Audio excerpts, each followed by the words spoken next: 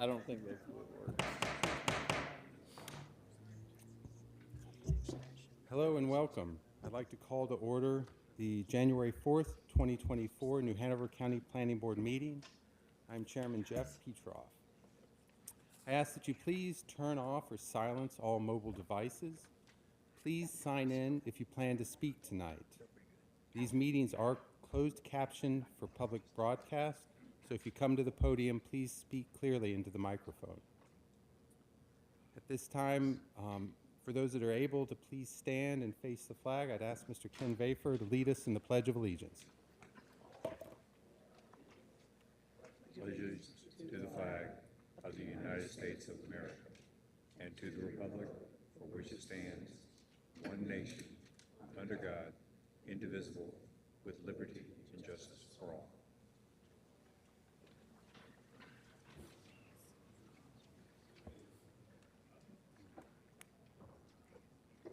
Thank you very much. This time I'd ask the board for any comments or approval of the minutes from the August 3rd, 2023 Planning Board meeting. I'll make a motion to approve. Got a motion? Can I get a second? Second. Got a motion and a second. All in favor say aye. Aye. Any opposed? Those minutes move forward as approved. I'd also like to mention Mr. Colin Tarrant, our vice chair, is ill and has an excused absence for this evening.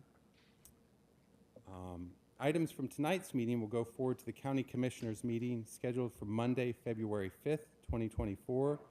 That meeting will begin approximately 4 p.m. and will be held here in the New Hanover County Historic Courthouse.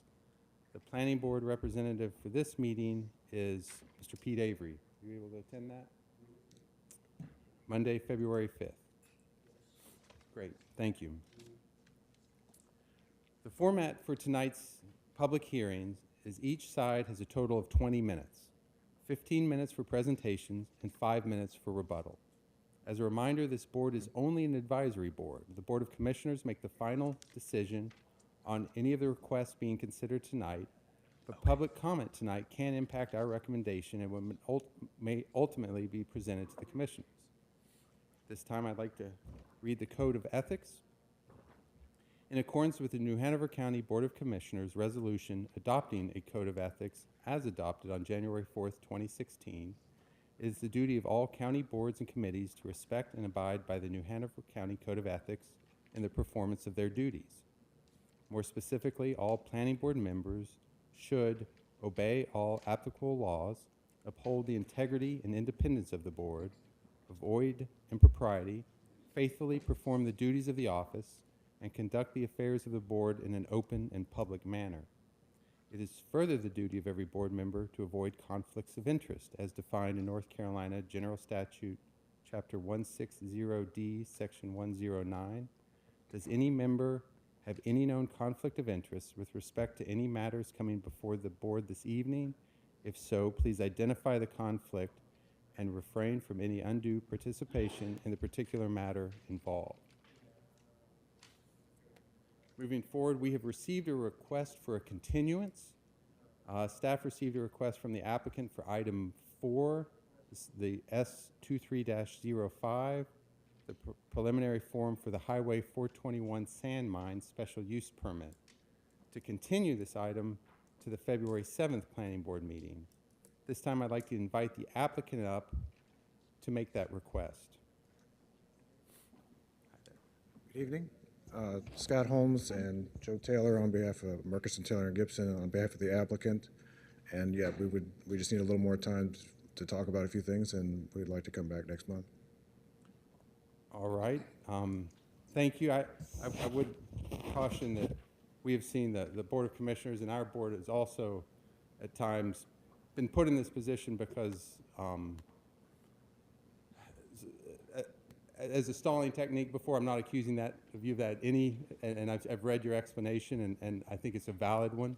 But a lot of times the public will come out for these meetings and have to then come to the next one. So we understand that, and can I get a motion from someone in the board? I move that we schedule this for our next regularly scheduled meeting continuing to that meeting. Thank you. All right, we have a motion. Can I get a second? Second. All right, we have a motion and a second. All in favor say aye. Aye. Any opposed? All right. Sorry, Thank you. we'll see you Thank at you. the We February appreciate 7th meeting. Thank you very much. Now we'd like to go to the regular agenda items. Item 1, rezoning request Z23-23, request by Cindy Wolf with Design Solutions applicant to rezone 9 parcels totaling 7.28 acres of land located at the 7600 block of Carolina Beach Road between North and South Seabreeze Roads from R15 residential to CZD CB community business for a commercial business park consisting of 28,300 maximum square feet of general retail, restaurant, convenience store with fuel pumps, and other limited uses. This is a public hearing. We will hear a presentation from staff, then the applicant and any opponents will each be allowed 15 minutes for their presentation, an additional 5 minutes for rebuttal. This time, I'd like to invite staff up for their presentation. Mr. Dickerson. Thank you, Chair, members of the board. The applicant is requesting to rezone approximately 7.28 acres from the R15 residential district to a conditional CB community business district for a maximum 28,300 square foot commercial service center. The site is located at 7611 Carolina Beach Road and was originally zoned R15 in 1971. At the time, the purpose of the R15 district was to ensure that housing on private wells and septic was developed at low densities. Since that time, private water and sewer services have become available to the surrounding area through Aqua. There is a recommended condition requiring connection to the Aqua system. These parcels are located within the historic Seabreeze neighborhood. Established in the mid-1920s, this area was a prime vacation resort for African Americans within southeastern North Carolina from the 1930s to the 1950s. The aerial photography shows the site is bordered by residential on all sides and across Carolina Beach Road, though North and South Seabreeze Road buffer the site from residential to the north and south. Here's an aerial photo of the site with images of the property from different angles. Here's an example of what you might see in an R15 district and an example of other residential development in the Seabreeze area.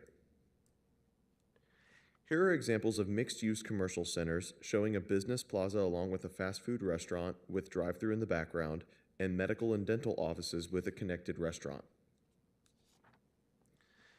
The applicant's proposed concept plan shows an example of what the mixed-use commercial center could look like. This plan includes a convenience store with fuel stations, a potential restaurant with a drive-through, anticipated retail and medical offices, as well as an anticipated fast casual restaurant. The projected stormwater pond is located on the site. Additionally, the applicant has proposed a public access easement along Carolina Beach Road and sidewalks along North and South Seabreeze Road and throughout the development. Though the buildings are labeled on the concept plan, those are the anticipated uses and what served as the basis for the traffic impact analysis. However, the applicant is requesting for all uses allowed in the community business district except for those specifically prohibited in the proposed condition. Access to the site is along South Seabreeze Road and North Seabreeze Road. Generally, most traffic would enter the site at the signalized intersection of Carolina Beach Road and South Seabreeze Road because there is a median at North Seabreeze and Carolina Beach Road. The North Seabreeze Road access point allows traffic to exit the site and travel north on Carolina Beach Road. There are 4 projects under development in the vicinity. This slide depicts the estimated trip generation for the site. The proposed development would generate approximately 389 a.m. and 284 p.m. peak hour trips, an approximate increase of 376 a.m. trips, and an increase of 267 p.m. peak trips compared to current zoning. The estimated traffic generated from the site is over the 100 peak hour threshold that triggers the ordinance for a traffic impact analysis, or TIA. The TIA for this site required several improvements of this development, which analyzed the following maximum square footages: 6,100 square feet of convenience store with fuel stations, 5,000 square feet of fast food restaurant with drive-through, 5,000 square feet of small office building, 7,200 square feet of strip retail plaza, and 5,000 square feet of medical dental office building. And these are the improvements required by the TIA. At the intersection of Carolina Beach Road and South Seabreeze Road, to construct an exclusive westbound left turn lane with 100 feet of full-width storage and to optimize the signal timings. To construct an exclusive eastbound left turn lane on South Seabreeze Road with 50 feet of full-width storage. At the site access on both North and South Seabreeze Road to provide stop controls for exiting traffic, and to construct both site accesses with 100 feet of internal protected stems. This property is located in the historic Seabreeze community along Carolina Beach Road. This is an area that has not experienced the same interest in higher density growth as the northern and central portions of the Carolina Beach Road corridor. This area was the focus of the Seabreeze Small Area Plan created in 1989. The recommendations for the area included a revitalization of the businesses and a redevelopment of the waterfront. While much of the surrounding area is low-density residential, there are planned higher-density townhomes to the south. The property's proximity to the Snowscut Bridge along a heavily traveled corridor serves as a location conducive to this type of commercial development. The application proposes a condition to limit some of the uses that would be permitted in a community business district to make the project more compatible with the area. The proposed commercial development provides community-serving businesses in a largely residential area adjacent to a highly traveled corridor. Additionally, due to the area's location adjacent to Carolina Beach Road, it is less likely to be developed for low-density housing. The 2016 Comprehensive Plan classifies this area as community mixed use. This project is generally consistent with the Comp Plan's recommendations for properties that are located in the community mixed use place type, with the uses in line for this place type. Staff's recommendation is based on the policy guidance of the 2016 Comprehensive Plan, zoning considerations, and technical review. Staff found that the proposed conditional community business district is generally consistent with the comprehensive plan because the proposed uses are in line with the recommendations of the community mixed-use place type, and the development would act as a community service business node to serve both the Seabreeze community and the surrounding area. The applicant and staff have recommended conditions in regard to the allowed uses of the site, exterior lighting, utility access, and location of the convenience store and fuel stations on the site further from nearby residential properties. As a result, staff recommends approval of the proposed development with conditions. Staff have received additional public comments, which were provided to the board earlier today. If my clicker would work, there we go. Lastly, I'll add that if approved, development would be subject to technical review committee and zoning compliance review processes in order to ensure full compliance with all ordinance requirements. This does conclude staff's presentation. Galen Jamison is here with County Engineering, and Jamar Johnson is here with the WMPO to answer any questions that may come up under those topics, and the applicant is here to give a presentation as well. Thank you. Thank you, Mr. Dixon. Any board questions for staff at this time? I have a question, Mr. Mr. Chair. Mr. Dixon, one of the conditions limiting the uses mentions are artisan manufacturing. Does that include breweries and distilleries? Those are a separate definition in our ordinance, so I would assume no. All right, thank you. Actually, Mr. Dixon, while we're on that topic, I was running through some of the allowed uses. Are kennels allowed in the CV? If you don't mind, I'm sorry to put you on the spot. Nope, that's okay. I have a sheet right here. Okay. I believe they were. It is. Okay. They are. Yes, sir. All right. Thank you very much. Yes. Any other questions? Mr. Moore? I have one question, and it may actually go to the MPO, and it also may go to the applicant. In your presentation, you go back to the slide that shows the traffic improvements. Yes, sir. They're on a couple different animations. Go back one more. That one right there. So that left turn lane, I noticed in there, is that going to be just striping as far as a turn lane, or is it actually going to be a concrete section? So when you come into that left-hand turn lane, is there going to be some type of concrete barrier? Are we cutting off the service road, I guess is... I believe it's striping. Correct me if I'm wrong, Jamar. I was looking through the packet and I couldn't really tell. Mm-hmm. Jamar Johnson, WMPO. For this improvement, there was no requirement for a median in that area. It would just be pavement markings. Okay, it's just striping paint marks. All right, Yes, that sir. answers my question. Thank you. You're welcome. Any other questions for staff at this time? All right, at this time, I would like to invite the applicant up. And Ms. Wolf, it looks like your team is signed up, and we also have a Richard Yang as well as a speaker in support, just to let That's you know. correct. Okay. Thank you. My name is Cindy Wolf, and I'm here on behalf of Mr. Yang, the owner and developer, and we've got a team here. We appreciate staff's thorough synopsis of everything and hope we can offer some more justification for this approval. The subject site, as you know, is roughly 7.3 acres. We know where it's located, right there north of Snows Cut Bridge and the Carolina Beach Road is the primary corner at a signalized intersection with Seabreeze Road South. Seabreeze Road North is along the northern border, and both entries are entries into the Seabreeze community. With the adoption of the comprehensive land use plan, this entire corridor was determined to be community mixed use as a place type that promotes the development of residential communities with more density, retail services for existing and those new incoming residents. The petition tonight is to rezone this currently residential zone tract for business uses. The obvious question always becomes, why another commercial center? The short answer is convenience, variety, and free enterprise. I think, though, a little bit of the history that Zach offered some of, and I got a little more of, I believe, is important to the endeavor.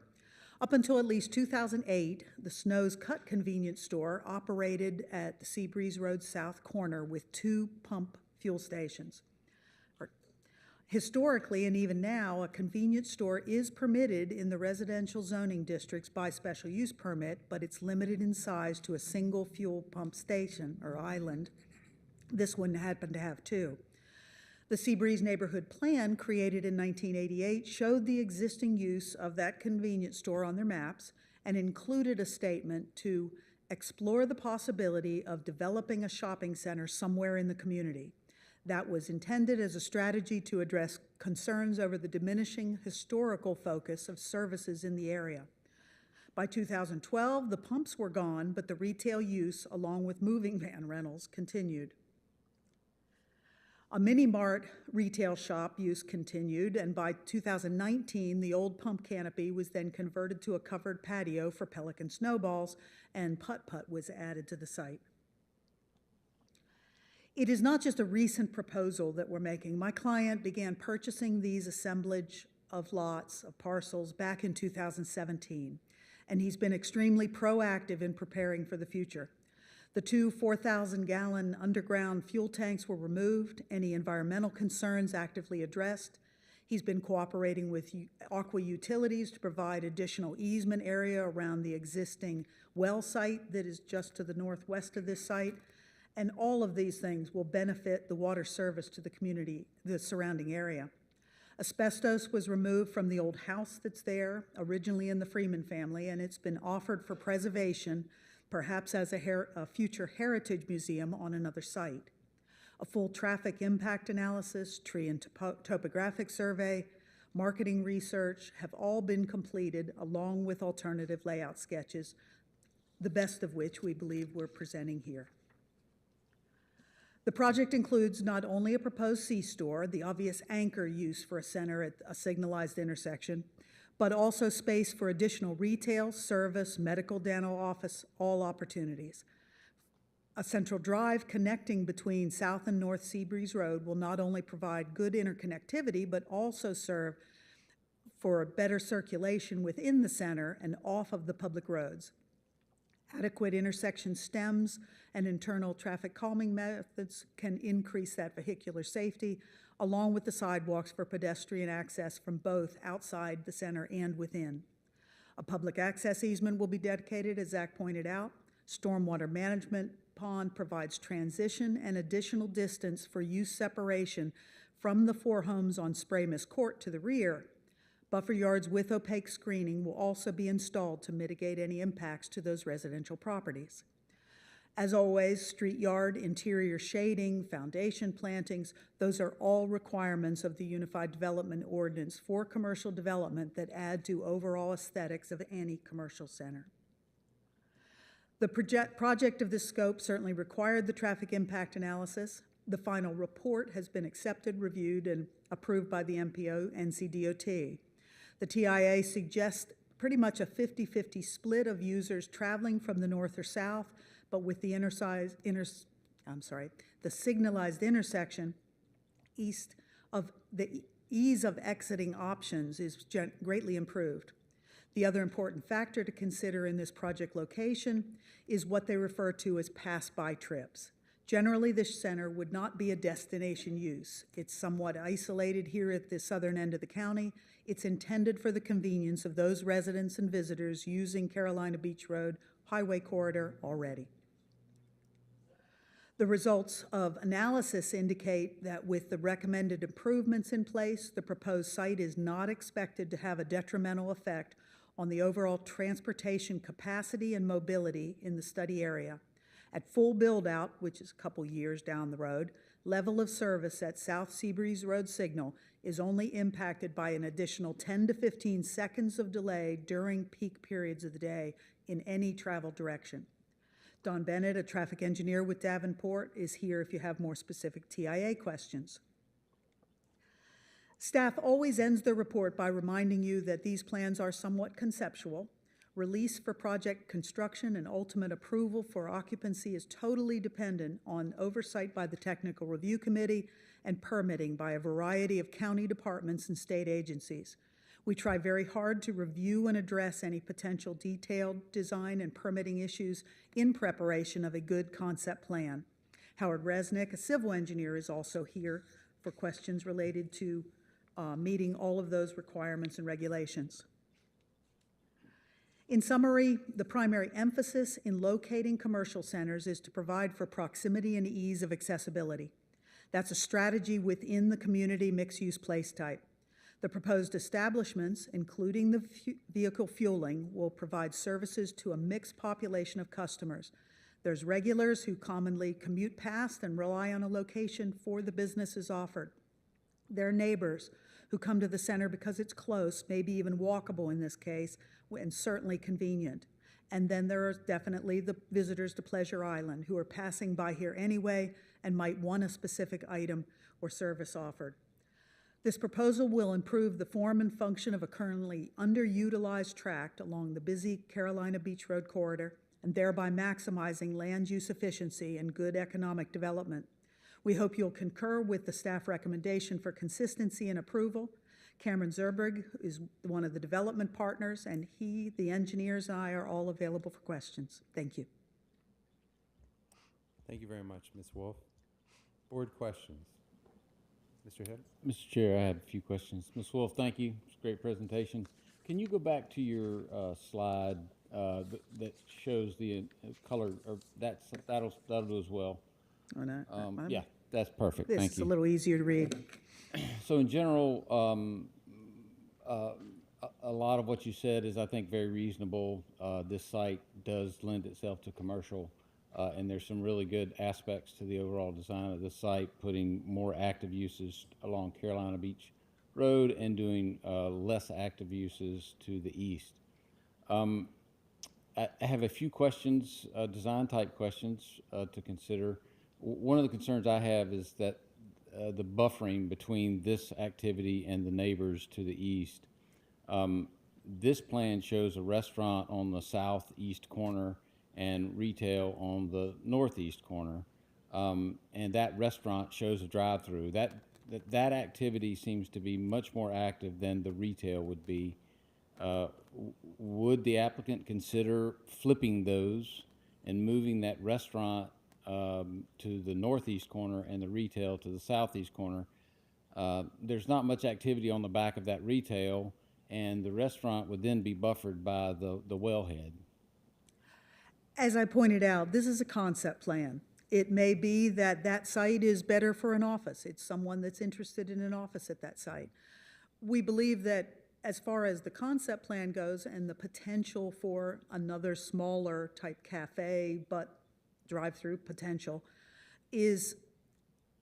has been mitigated by the fact that the pond is there. There still has to be a buffer along those 4 homes. And so, I appreciate the comment about the buffering, but the pond really doesn't provide any visual or auditory buffering. It's far away from those houses, that's true. and we've been But in it doesn't- contact it with doesn't- those owners, it doesn't talking really about provide- these I types of appreciate things that. along the way. But I have some concerns about the drive-through restaurant being to the east of the sort of thoroughfare. I like the thoroughfare road. I think it separates the site well. But that type of activity to the east of that road concerns me if it's not provided with some additional vertical buffer, meaning trees, vegetation. Which there is certainly the ability for between the pond and that building, if it's even that use. That's one question I had. The other question is limiting the proposed uses. I appreciate that the applicant is willing to limit some uses. I think there's some additional uses that should be at least considered for limiting. And we can go over that list and see if the applicant is willing to accept some of those. Or I think. Well, that's probably certainly, if what we you should have do. that list, I can quickly jot them down I and do. during, There was a list provided to us in our application, and the ones on the list that I see that I would propose additional or restrictions on would be animal shelter. and frankly, I thought I had exempted that, but yes, that's one we have There no are several problem things with. related to cell towers and antenna Yeah. towers, but those require some additional things. So I don't know that we need to specifically limit those. Event center. Event center creates a lot of traffic. I should have mentioned that my concern is the amount of vehicular traffic in and out of the site, to try to limit that. And an event center would I think, generate additional traffic. Indoor recreational establishment is another one. Kennel is one I would propose. Funeral services, microbrewery, microdistillery, hotel motel, which I don't think that would actually be a concern. Those would be the ones that I would recommend the applicant consider to additionally limit that use on that site, or at least certainly that use to the east of the proposed road. We'd be happy to talk about that during the, Thank you, Mr. Hill. Mr. Mack. Ms. Wolf, while we're talking about uses and limiting those to the east side of that road, I believe CB permits things like Precision Tune, Meineke. that we have exempted from. Oh, you've already- Any okay. automotive is already. I see car wash. Okay, minor vehicle service station. I guess that would include it. Okay. Sorry, I just want to make sure we rounded that base. Mr. Avery. Ms. Wolf, thank you for your presentation. Just one quick question. This is a conceptual plan. Does the developer have any written agreements with any major retailers or fuel service people or others? Or is this just a Not at concept this plan for point. speculation at this point in time? One step at a time. We need zoning before those are possible. So you don't have any agreements with anybody? No. Thank you. Actually, I've got a couple of questions as well. Ms. Wolf, again, I appreciate the presentation, professional as always. I think your traffic movement is a big improvement, especially along the Carolina Beach Road. I think you create a much safer environment there. I just had a couple of questions that, one is heights. I think heights in the CB is up to 50 feet. Is that accurate? Yes, I believe so. Okay. Would you think about any restrictions? Well, first of all, I like how you and the staff agreed to consolidate the convenience store and the fueling up towards Carolina Beach. Absolutely. I think that's a great recommendation. I'm glad you agreed with it. And in that same vein of trying to kind of step that intensity between really intense back to the residential, any consideration on a height restriction on the parcels to the east, on the east side? I'd suggest that that would be feasible on the southeast parcel. I don't think we'll talk again, and I'll certainly come forward during rebuttal with that. That one I don't see an issue with, but I think that the northeastern parcel is prime for a mixture of retail and office or something to that effect. So certainly having two-story and commercial two-story does get up there into the 30, 35, which is the by right height in residential districts. No question. I guess the only other question, we did get a lot of comments from neighbors on this. Stormwater, obviously you've identified a good pond location. Could you speak just for a minute or have your engineer on where's that outlet? What's kind of the downstream? We've had some applications from here, around here in the past, and that was always a big concern. If you could just paint, Mr. Resnick, paint the picture of what's happening here just for us and the residents. Absolutely. Thank you guys for considering this case this evening. I'm Howard Resnick with CSD Engineering. Again, this is all conceptual. Nothing has been designed yet, but I did do a pretty thorough walk of the site, and we do have a topographic survey of the site. It appears that there are roadside swales along both Seabreeze Road South and Seabreeze Road North, which drain towards the waterway in that direction. A good bit of the roadway drainage from Carolina Beach Road, Highway 421, utilizes that same system. The water from 421 drains down both Seabreeze Road North and South. It does go in an easterly direction. There's each ditch of the roadside swales, I call it a ditch. They're substantial. They're big and they're pretty deep. They have a great bit of relief to them. So that would be the anticipated outfall for the stormwater wet detention basin. And of course, the pond would have to meet New Hanover County stormwater management requirements for the 2, the 10, the 25, and modeled for the 100 and so forth. And we'd also do a downstream analysis of that entire drainage basin to each of the respective roadside swells to make sure it could handle the additional flow. Or again, it wouldn't be additional because there'd be attenuation taking place with the stormwater pond to the pre-development condition. Perfect. That's exactly what I wanted to hear.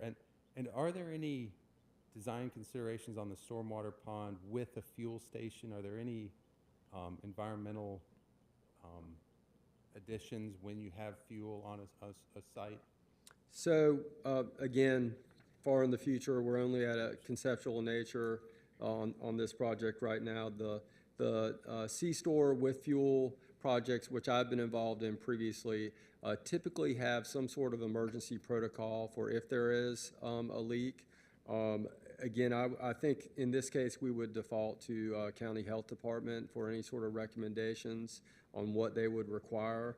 But the ones I've done typically have some sort of emergency protocol, prohibit systems, stormwater systems such as infiltration where you'd have to dig out of the soil.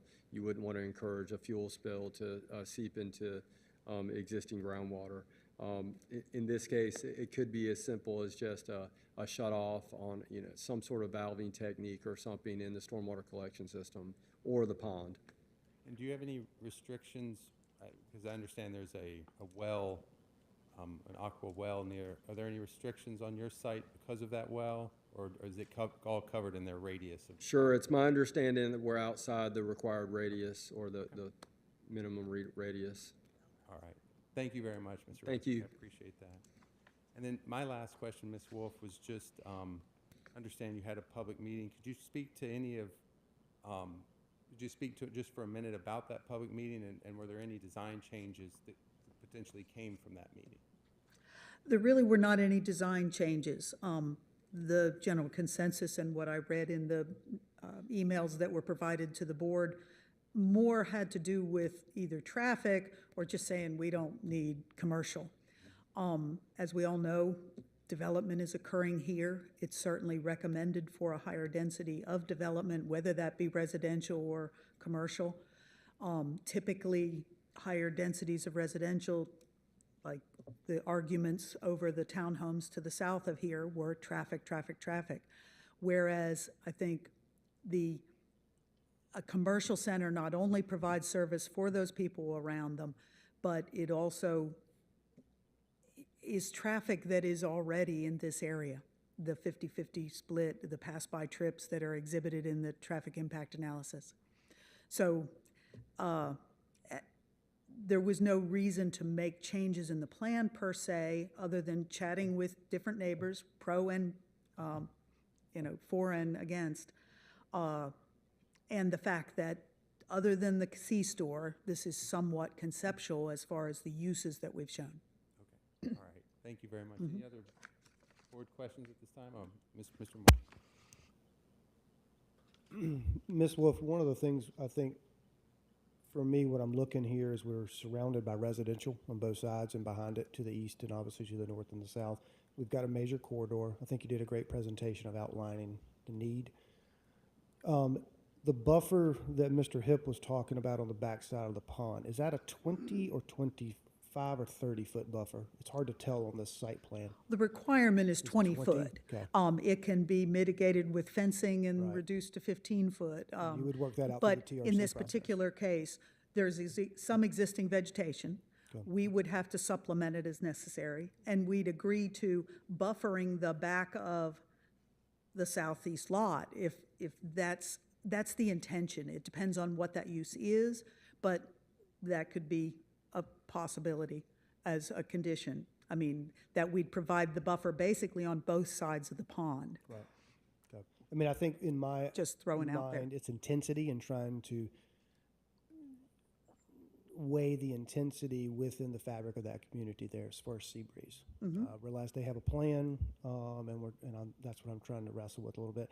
On the sidewalks and multi-use path, I saw that on staff's presentation, but I couldn't make it out very clear. Does that go from, is that property line to property line? How does that work? The multi-use path is an easement along the front see for the that. potential of And a y'all are future multi-use path, proposing so to that it's install that. there in the possibility. So are you proposing to install it or proposing to have an easement? We are dedicating an easement. Okay. At this point, it is way down the line for any type of funding or anything else. And I'd venture to say putting a sidewalk along the frontage of the site would be somewhat dangerous when it's not going anywhere. What we are proposing is having sidewalks within the site and to the back of the site. Okay, I thought I've heard something about sidewalks down Seabreeze Road South and Seabreeze Road North. That's correct. I'm Okay. showing those. Okay. I think my mistake, the one on Seabreeze Road South stops at the pond lot, if you will, but it could continue all the way. I think I'm seeing them. Okay. As of, if those were constructed, essentially they connect to nothing right now, correct? That's correct. There's nothing in the community right now. Here you can see it on the southeast lot, but it's not extending past the pond, and it could do that. All right. Thank you. Any other questions for Ms. Wolf at this time? Yes, Mr. Hines.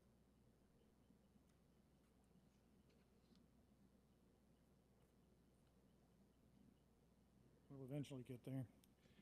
Thank you for that presentation, Ms. Wolf. You had mentioned that during rebuttal you would think about the comments that Mr. Petroff had regarding height. I think probably other than traffic and schools, the next hottest topic with adjoining neighbors on these type of rezoning issues is impact of height, and that will be an issue for me. I mean, possibly 2 stories for that mixed-use building, as you said, makes sense, but probably going beyond that would put me in an uncomfortable zone. So as you think about it during the rebuttal, thank you. Thank you. All right. All right, thank you very much, Ms. Wolf. This time I would like to open up public meeting to those in opposition. I currently have 4 people signed up. Again, we have 15 minutes, so please keep that in mind. If the person behind you, or if someone's already said something, you can say you agree, but don't necessarily take all the time, so that everyone has enough time. And there will be a 5-minute rebuttal period if we don't catch somebody in this first 15 minutes. The first to be signed up is Mr. Chuck Holden. If you'd come to the mic, please, and tell us your name and address, we'd be happy to hear your thoughts. Well, thank you for allowing for me to appear before the board here. I just want to applaud Cindy, and they've done a tremendous job in terms of preparing, doing their due diligence so that they made a great presentation.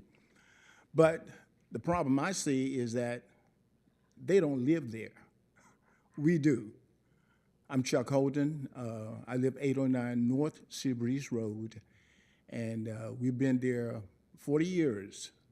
I mean, the Wade family, Mitchells, Freemans, Ross. And we have made concerted efforts to really improve and stabilize this neighborhood. Now, I'm a native Wilmingtonian, born here in Wilmington, educated here.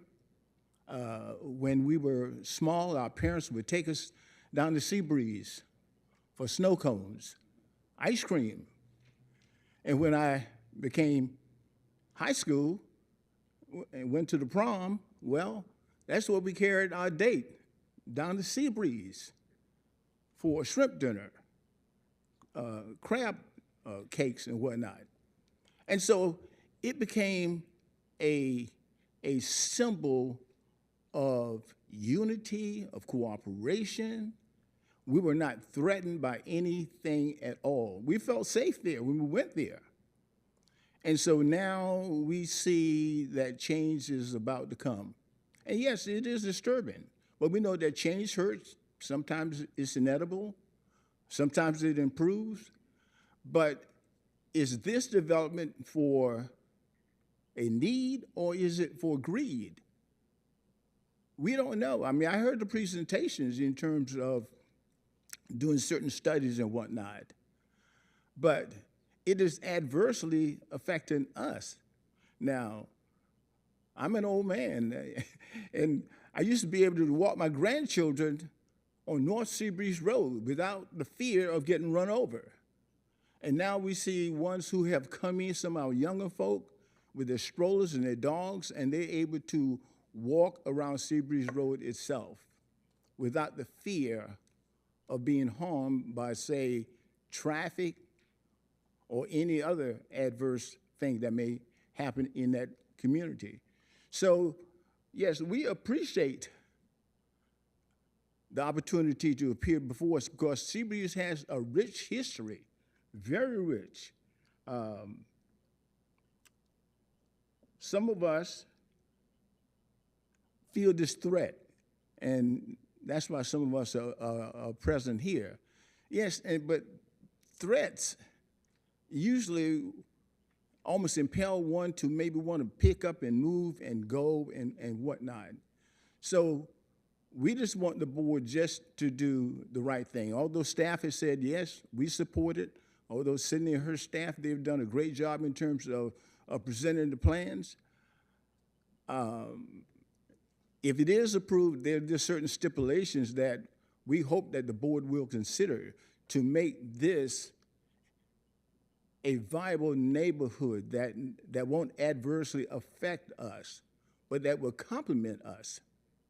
So please just kind of take that into consideration, and I thank you for your time. Thank you very much, Mr. Holden. Next is Carol Blake. Okay, you didn't want to speak? Okay, thank you very much. Richard Pearson. How are y'all doing? My name's Richard. I moved, that is actually my house, the one right across the street on 421. So if you're coming south toward Carolina Beach, that's it's my house. You can see it in the top left corner. Yeah, I mean, as Mr. Holt said, you know, the need, the greed, the area is residential. I mean, we all moved, most of us live in that area for that reason. We love the community, the residential area. We've got a year-old daughter. We all go on that side. We walk through the Seabreeze. I know my neighbor Rob, same.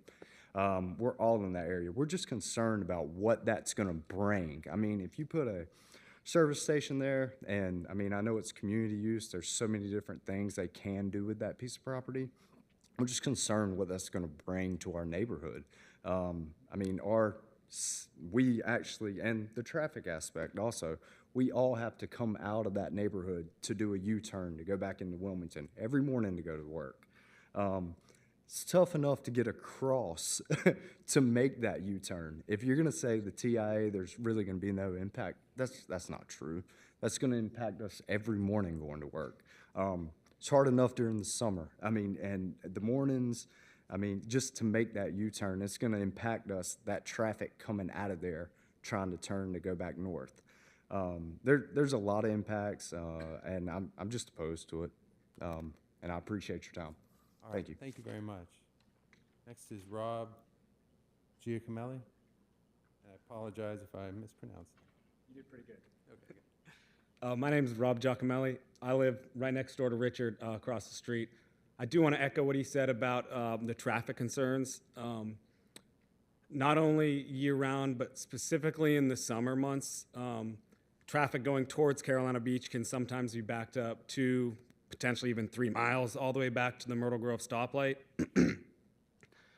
If more and more people are coming and turning in and out of this proposed area, I remember in our first meeting, they talked about changing the pattern of the stoplight. I imagine that would mean longer stops for the north and southbound traffic, and that will just compound the issue. I work technically 5 minutes away. In the summer, sometimes it takes me 20 minutes to get home. I could see it extending to 30 minutes if this is the case. Not only our neighborhood is affected, but really what you can't see on the map, neighborhoods going up at least a quarter mile or more do the same thing. They have to come down to that U-turn area. There isn't another spot to U-turn.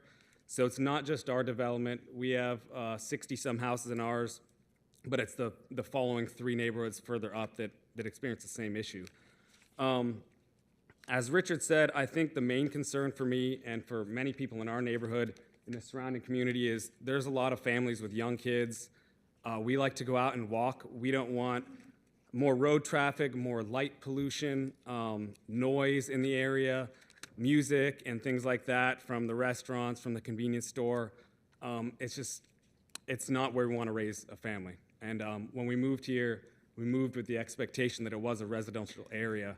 And we'd like to see it kept that way. I know development is inevitable, but I would much rather see a neighborhood there.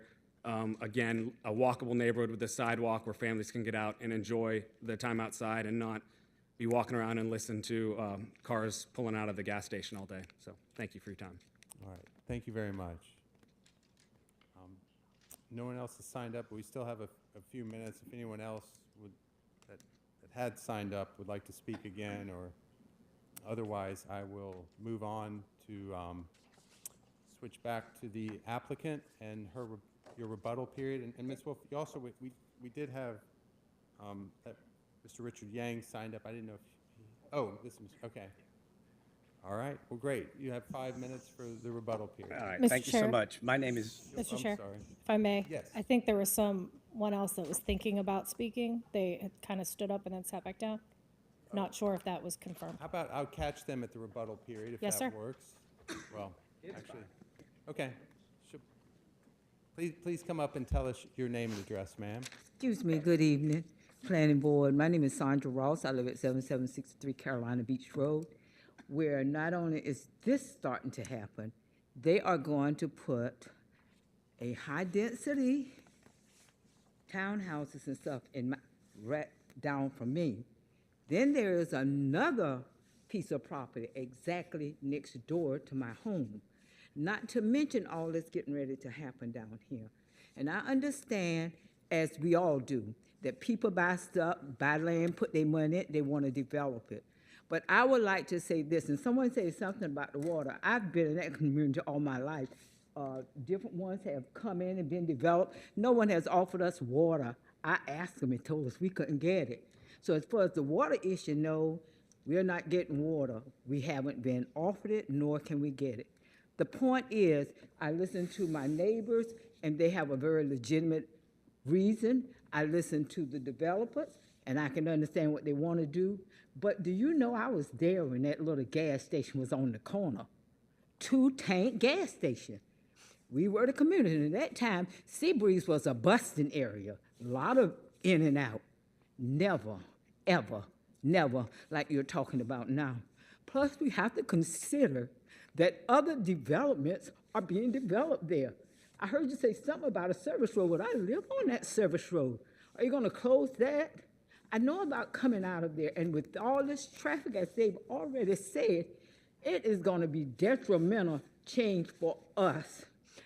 I'm asking you all, they didn't consider us when they did the building on the service road.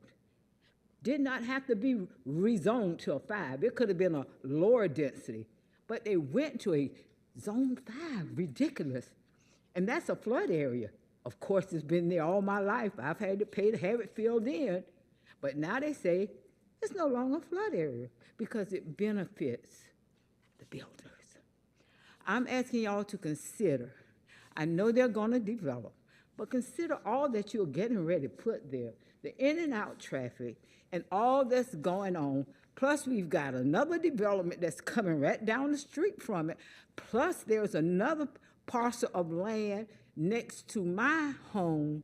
And from what I understand, they're talking about putting condominiums or townhouses there too.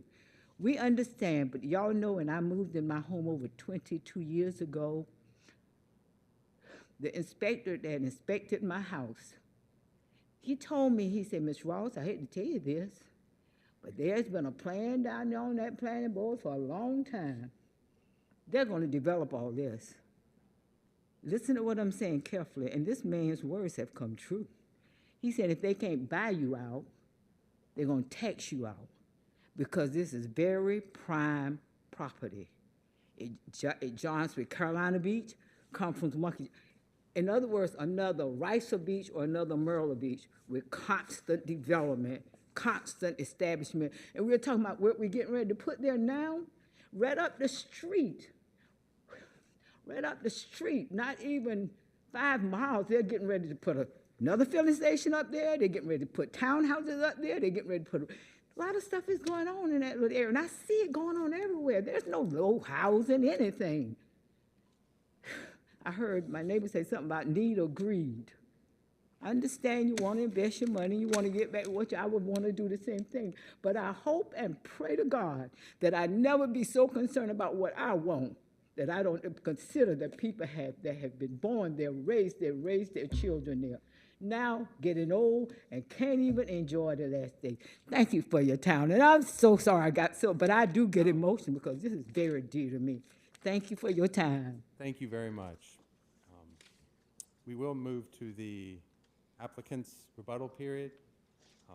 We have 5 minutes. Mr. Yang. I'm sorry, actually, I'm Cameron Zerbreg. Okay. Mr. Yang is the owner. I'm acting as the development partner for the project. Thank you for your time. Staff has been very accommodating and very objective about this process. We've probably had 8 or 9 meetings with them over the course of the 5 or 6 years that we've now been assembling property here. A couple of things that I'd like to talk about before I address some of the concerns of the opposition. First of all, we have been working on it for 5 or 6 years, and during that time, we've acquired all the parcels here. We are not asking for this on a conditional basis. Mr. Yang and his entities own these parcels. And during that time, we've really cleaned up the site. We've removed a house that was vacant and it was being used by people who were unauthorized users. We've donated that same house to Mr. Freeman, who is one of the oldest people in the neighborhood, in the Seabreeze community, and he intends to use it for potential historic value. We have gone and removed trailers on the site. We have cleaned up truckloads of debris from the site. When we bought the corner piece, which is affectionately known as the Pelican Snowball piece that used to be the C-Store piece, Mr. Freeman had two 4,000-gallon USTs in the ground.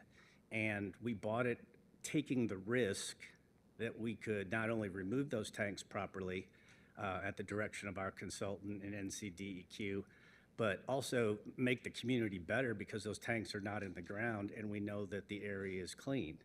During that same time, we've been working with Aqua, who has been trying to expand their well in the back, and we've agreed on an easement. It has not been documented, but we will extend the easement into our property, which creates more of a buffer for them to dig a larger well.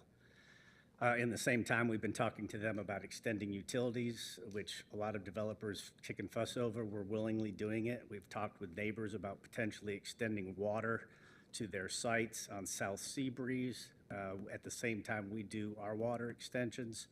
So sort of jumping off at that point, just to address some of the comments from opposition, you know, to Mr. Holden, who is extremely articulate and a very nice man who I've talked to several times and tried to talk to a few times prior to this meeting, we do care. We care a lot. In fact, Mr. Yang has gone at a very slow pace because we do care, and we're not trying to make this deal happen, you know, just overnight. And Mr. Yang is extremely sensitive to the historic nature here. We've purchased 3 of these properties from people who have been longtime owners of Seabreeze. So we care, and I do agree that Mr. Holden's piece is probably the most affected. And I will also educate you a little bit, but South Seabreeze is not developed, really.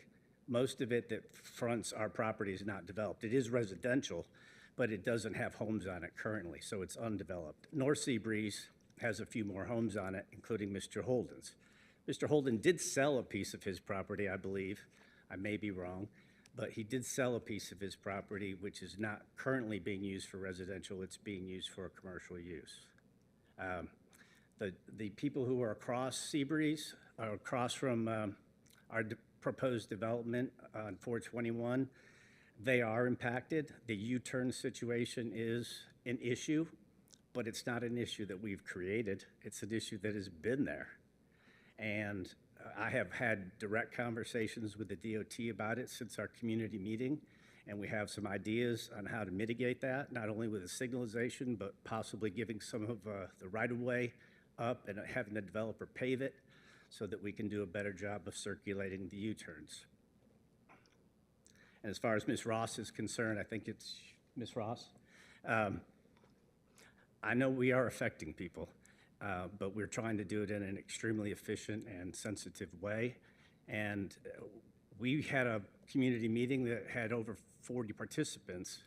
And since then, I've talked with probably a dozen of them, and they're not here tonight because I think they understand our project a little bit better. And so we're going to continue to endeavor to talk to people who have opposition and do the right thing. And we think that this development, as planned, has some features that you know, maybe we can talk about improving in terms of height, uses. I will say, as to comments by the board, I'm over my time. Okay, last comment. As far as comments from the board about the drive-through on the southeast corner, that's a possibility. We just don't know what's going to be there, but keep in mind that the Aqua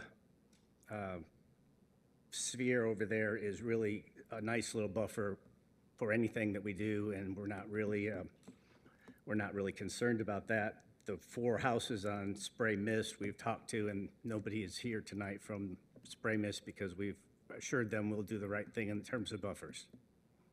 All right. Thank you very much. Now I'd like to turn it back over to those in opposition. We have 5 minutes. If any of the speakers, Mr. Holden, Mr. Pearson, or not going to butcher. Rob, if any of y'all would like to speak again. Yes, please. One thing I wanted to mention that I failed to mention the first time is in the first presentation, I heard some speak about the need of these type of services on this corridor and the convenience of it from people coming to and from Carolina Beach. I'm just going to respectfully disagree with that. Less than 2 miles in either direction. There's plenty of fast food and gas stations in both directions. And I don't think there is an extra need for this here. If you head northbound in less than 2 minutes, you'll be at a gas station. In less than 3 minutes, there's a McDonald's right there and a second gas station. Same with southbound, Bojangles. You have some other local restaurants and a gas station there in less than 3 minutes. So I don't see an additional need to add similar services here at the expense of the local residents. So that's my final point. Thanks. All right. Thank you very much. Anyone else care to speak while we have a few minutes remaining? Yes. I'll just say, I mean, as far as rezoning to a CB, I mean, I just think there's too many, like what are you actually going to do there? I mean, if we're rezoning it, there's so many things you can do with the CB. Well, I mean, is there anything where we can get more concrete if you are going to rezone it? I mean, I guess that's all I got to say. Like, do y'all have more of an idea of what you're going to do? Because everything, we haven't got that far. Well, it seems like you've gotten pretty far. So that's it. All right. Thank you very much. Anyone else care to speak in opposition? All right. If not, this time I will close the public hearing, open this up for board discussion. Mr. Chair, one question before I think we start our discussion. We had several questions regarding building height and additional restrictions on uses. I'd like to know if the applicant has had an opportunity to digest those and come to any decisions. All right. Okay. Yes. Ms. Wolf. Yes, I was just jotting down, and to make it clear, yes, the CB does have a broad range of types of uses. We very specifically exempted certain ones. I obviously missed a couple, but the CB, I would have picked up on kennels and shelters, so make sure that that wasn't the B2 or B1.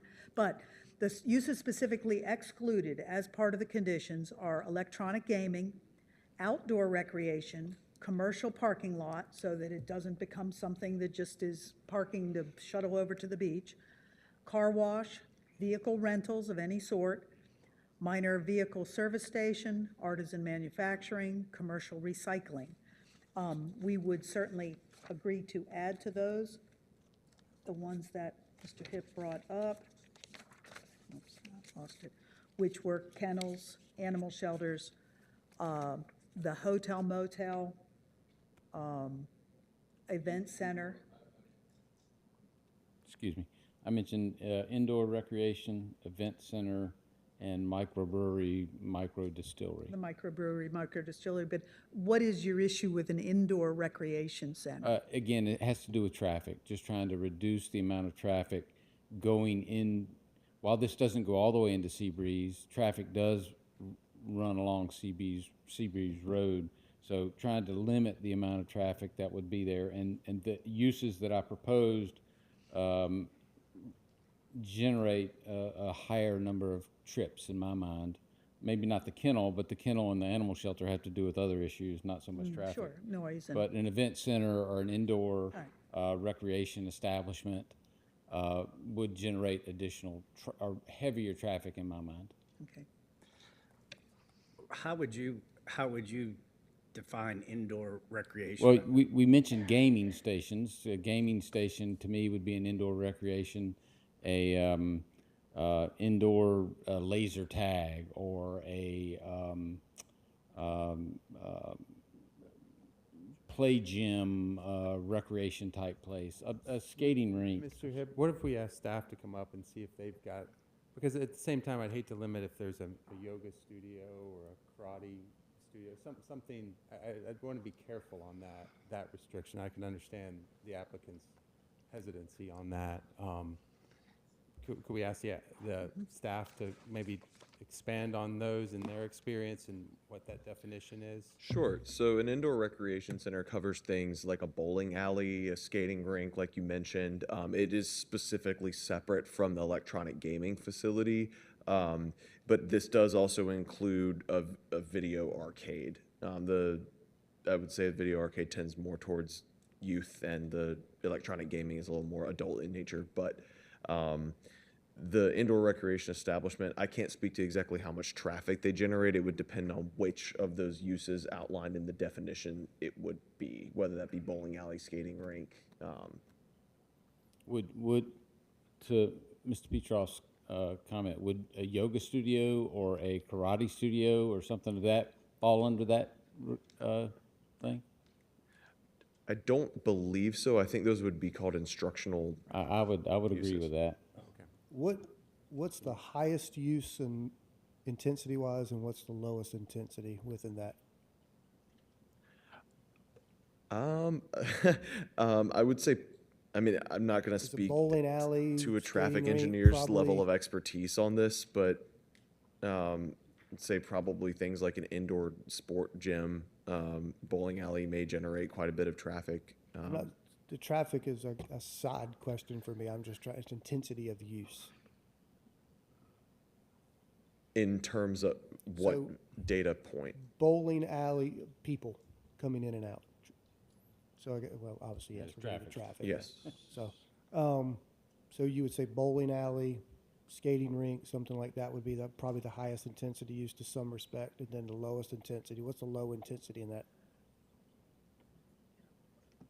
Maybe an indoor shooting range. I'm honestly That not is sure. exempted. I know that. Right, and that, I honestly, I'm not a traffic engineer. I don't that's know fine. off the top of my head some of those. Why don't we move forward where Mr. Hipp has named those items, and we'll let the applicant respond on what you would add to that list of prohibited uses. Excluded. All right, can we review it one more time, please? The ones I proposed were animal shelter.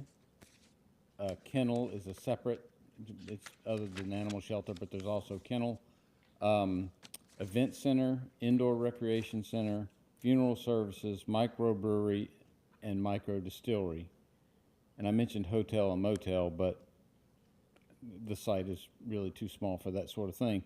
But so I would say microbrewery, micro distillery, funeral services, kennel, indoor recreation, event center, animal shelter. Those would be the ones I would have comfortable with I would have comfort. I would request that you include that as part of your restricted uses. So then at this time, please take what we've discussed as well as the other ideas that we've tossed around height in that one area and tell us what you would offer so that we can continue our discussion. My feeling is that everything on Mr. Hipp's list except I just think the microbrewery concept is such a popular concept these days, and although I don't really have any idea whether it would go there, it's certainly an interesting location for it, and it does serve a community purpose, and it is a service. So save for that, I would be fine with the other restrictions. And as far as height, are we talking about 35 feet on the southeast section next to the pond? Again, this is a restriction that you would put forward. But was that the request? We mentioned that we had some concerns with the B2 allows, I believe it's up to 50 feet, is that correct? But this isn't B2, it's CB. Sorry, CB. Which is 40? Okay, thank you. No, I believe we read.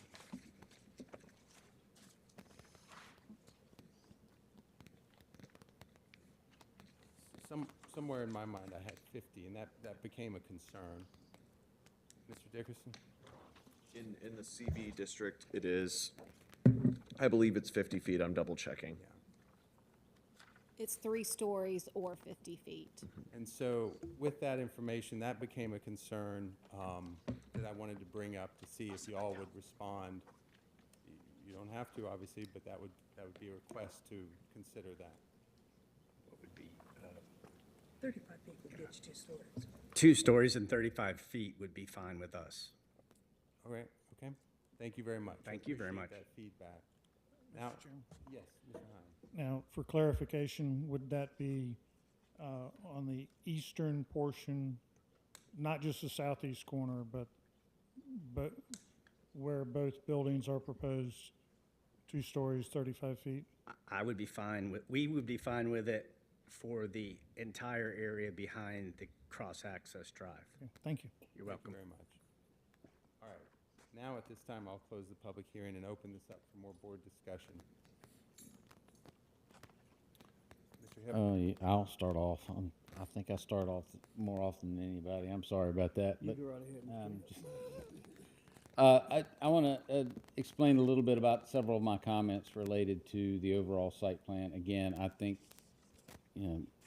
this site is a site that is slated for commercial development as presented, putting more intensive uses to the western portion of the property and less intensive uses on the eastern part of the property, I believe is an excellent example of trying to address neighborhood concerns. So I applaud that effort.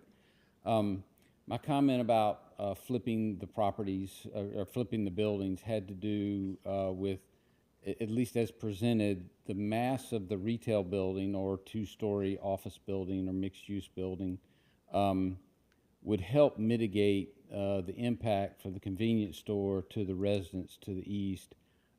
You'll remember several meetings ago, we got a lot of concern from neighbors about a development that was next to a convenience store, and the concern was the light.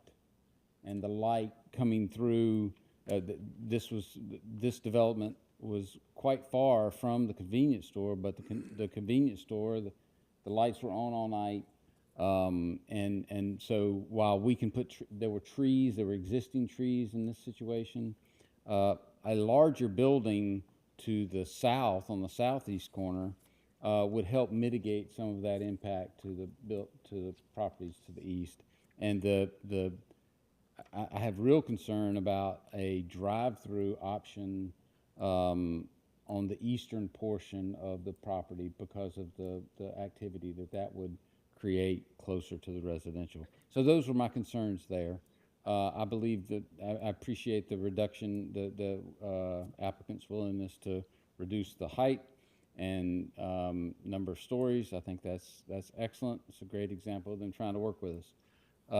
I appreciate that they are willing to add some additional restrictions to the uses, although I'm a huge fan of microbreweries.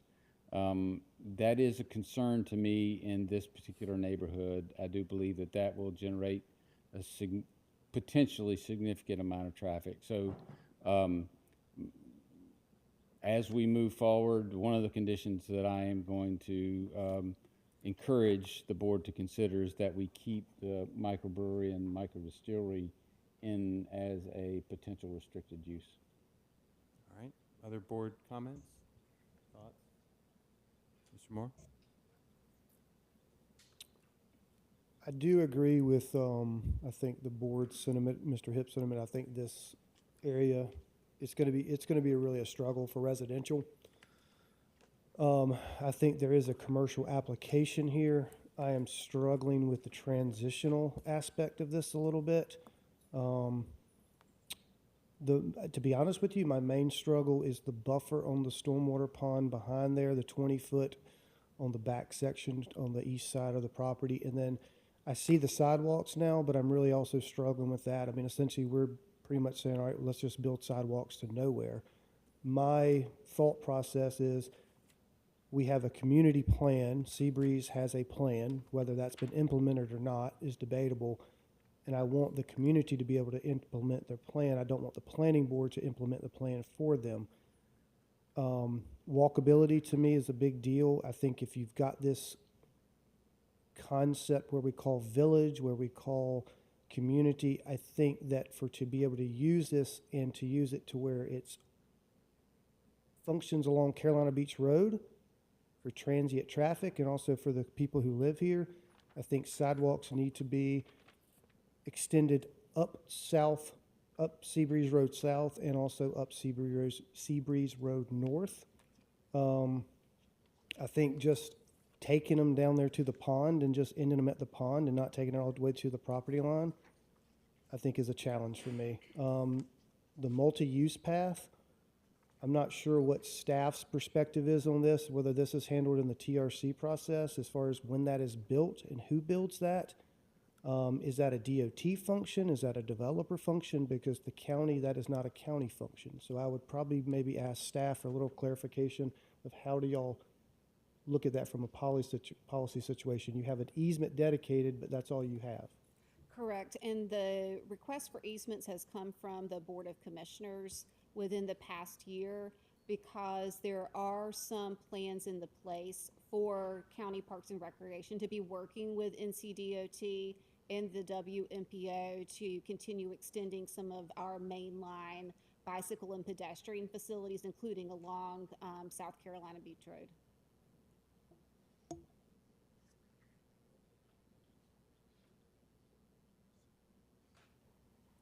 Is this area part of that? Correct. Our direction is both sides of South Carolina Beach Road, Okay, from Mucky Junction down to Snow's Cut. So the easement would be sufficient from a. Correct. Okay, all right. I mean, that's where I'm trying to balance both sides. I'm trying to balance a pretty intensive use as far as commercial and trying to balance the community there. All right. Thank you very much. Any other board discussion? Mr. Matthews? Thank you, Mr. Chairman.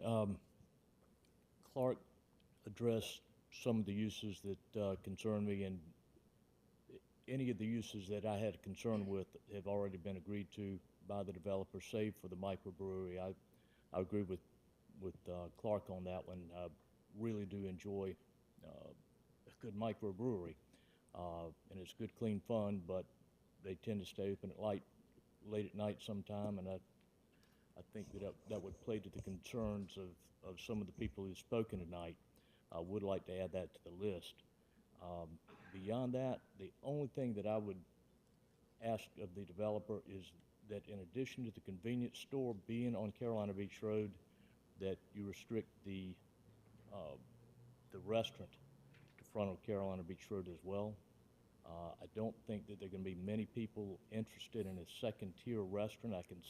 Location, I can see that it's happening, but I don't think it's too likely.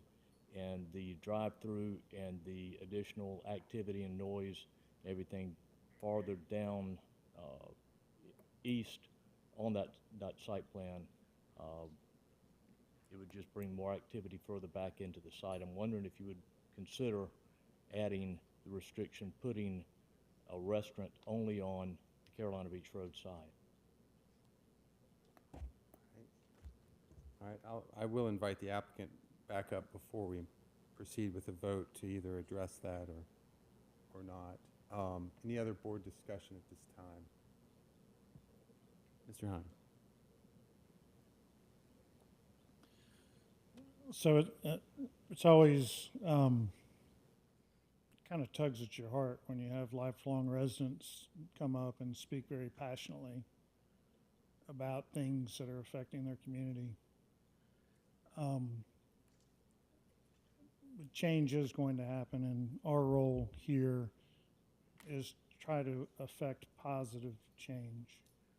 And when there are neighborhoods nearby, seeing thoughtful plans that do present a transition from higher intensity to lower intensity, we really like to see, and I would, in my opinion, I think this is a thoughtful plan. Somebody spent a lot of time thinking about this to try to minimize impact on the surrounding areas. We're not in a position as a planning board to sit up here and say, well, things just need to be the way they are and the way they always have been. that's not really a role that we are in a position to play. In my opinion, the services that are offered are really not traffic generators. I think they're capturing existing traffic to serve the surrounding area.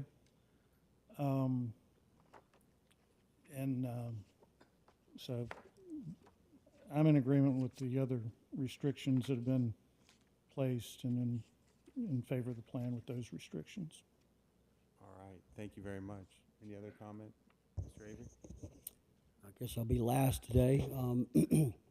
I read through all the public comments. Excuse me, I've been a little ill. My throat's a little scratchy, but I read through all the public comments that were submitted to us by staff, and I've got a list of those, and I'd like to just go over those with a brief comment about each one.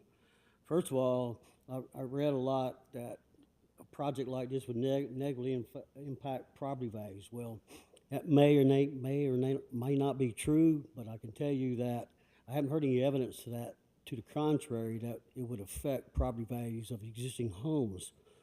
Loss of privacy, probably, to some extent. Reduction of safety and increased cases of crime, maybe.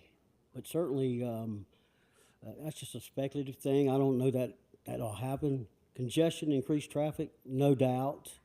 Every project we do in this county has an impact on traffic and congestion because we're already fully engaged in mass congestion throughout the county.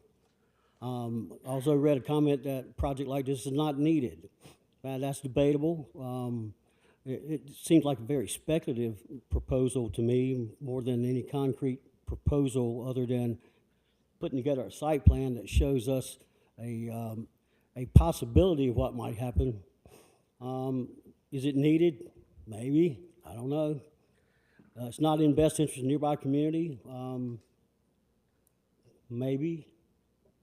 Proposed development's too intense. I don't think so. Does it increase noise or light pollution? Possibly, yes.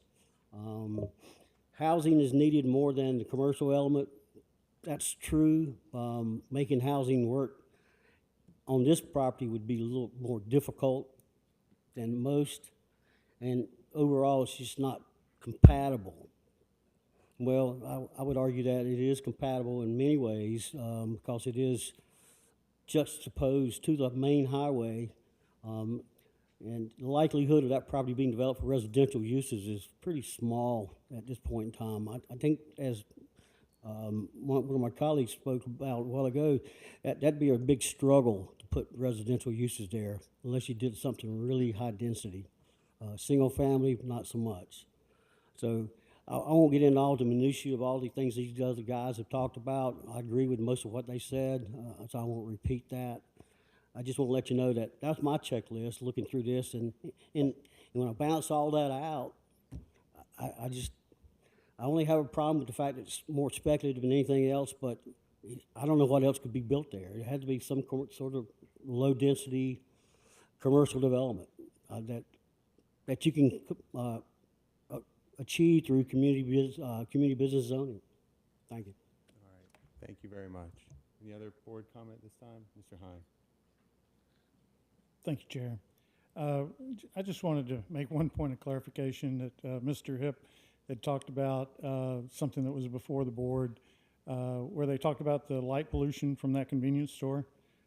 That convenience store did not open for months and months, and if you drive by there now, I think the lighting, they were in violation, and that's why it was so bright, and it was definitely affecting the neighborhood because it looked like an alien ship had landed there.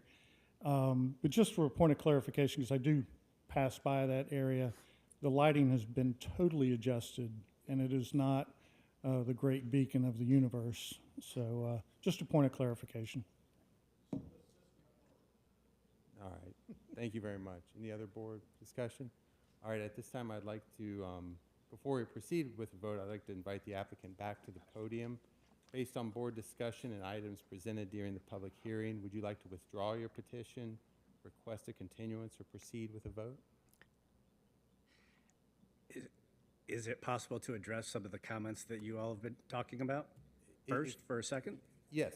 Okay. yes, you should All right. have Very that. briefly, I'm okay with the elimination of the microbrewery and the distillery. I would be willing to add an additional 5 feet of buffer in the southeast corner, vegetated buffer or whatever is appropriate. We've already assured the homeowners that if they want fencing, we'll provide fencing in that location. As far as your concerns, Mr. Moore, about the sidewalks, I wrestle with the sidewalk situation as well because I think it's productive on the east side where we have shown it because neighborhood people may walk off of the street, which doesn't currently have sidewalks, and onto a sidewalk that creates a safety situation. And then they walk into the shopping center. Beyond that point, it is a sidewalk to nowhere. It takes you out to the roadway, and I'm not sure that that's productive, but I'll go with the consensus on sidewalks. And as far as the easement area in front, you all probably aren't aware of this, but there's been a highway marker for the Seabreeze community that's been approved by the state. And it's a very rare situation, and it's a dedication to the Seabreeze Resort. And we are actually working with the team that is going to place the marker. And it's likely going to be on our frontage, which we've agreed to. That whole process is coming together in the next 60 to 90 days, and then there'll be a ceremony, which they'll probably use the Pelican Snowball property for.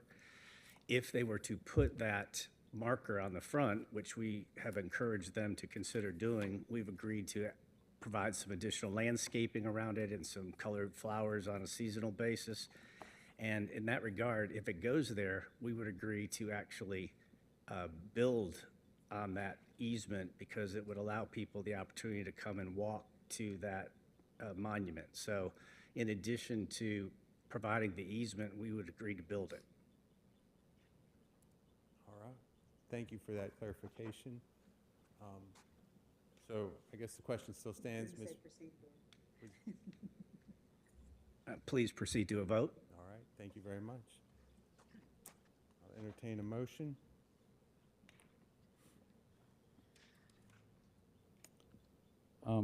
I'm willing to offer a motion for approval with some of the amendments that we have discussed tonight. All right. Please do. Please help me get through this because a lot of things have been added, and I want to make sure I get everything included in the conditions. So I move to recommend approval of proposed rezoning. I find it to be consistent with the purposes and intents of the comprehensive plan because the proposed uses are in line with the recommendations of the community mixed-use place type. I also recommend approval of the rezoning request. I also find recommending approval of the zoning request is reasonable and in the public interest because the development would act as a community service business node to serve both the Seabreeze community and the surrounding areas. Following are the proposed conditions. 1, Mr. Hibb, would you rather have staff run through the conditions if they've documented those, or? I have notes.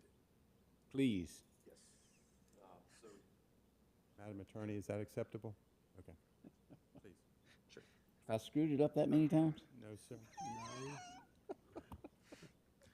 So the first condition would remain the same with the addition of the following uses, also excluded from the conditional district: animal shelter, kennel. Actually, Ms. Dixon, would you read the whole thing? Oh, so we yes. can adopt that as. Uses specifically excluded are electronic gaming, outdoor recreation, commercial parking lot, car wash, vehicle rentals, minor vehicle service station, artisan manufacturing, commercial recycling facility, and animal shelter, kennel, hotel or motel, event center, and did we agree on indoor recreation as well?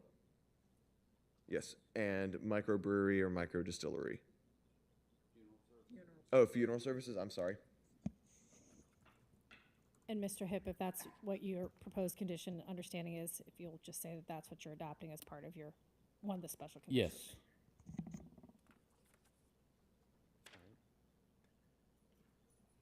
And then conditions 2, 3, and 4 would remain the same. Do y'all want to read those? Mr. Hip, if you'll read those. Thank you. Thank you. Thank you, sir.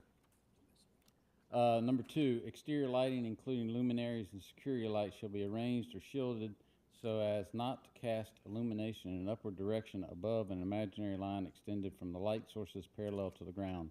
Fixtures shall be numbered such that adequate levels of lighting are maintained, but that light spillage and glare are not directed at adjacent properties, neighboring areas, or motorists. 3, connections to a public or private water and sewer utility provider is provided.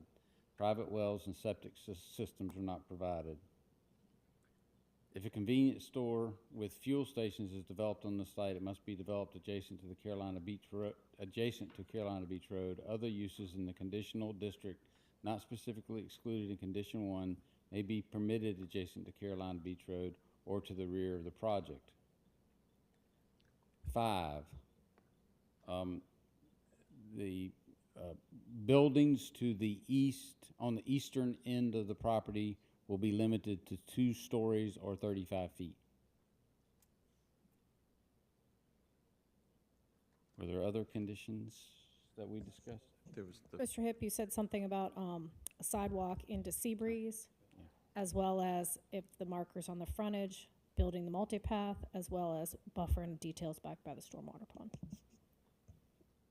There was discussion about the extension of the sidewalk. I think what I heard, and correct me if I'm wrong, was that the sidewalk be extended completely along Seabreeze Road South and Seabreeze Road North. Correct. Along the property. So that would be condition 6, that the sidewalks be extended along the entire property along South Seabreeze Road and North Seabreeze Road. Other conditions. There was an additional 5 foot on the Correct. buffer, the 20-foot buffer. This would be along the 3 lots on the southeast corner, basically on that 40-foot drainage easement section. So on the southeast corner, adjacent to the proposed pond, that the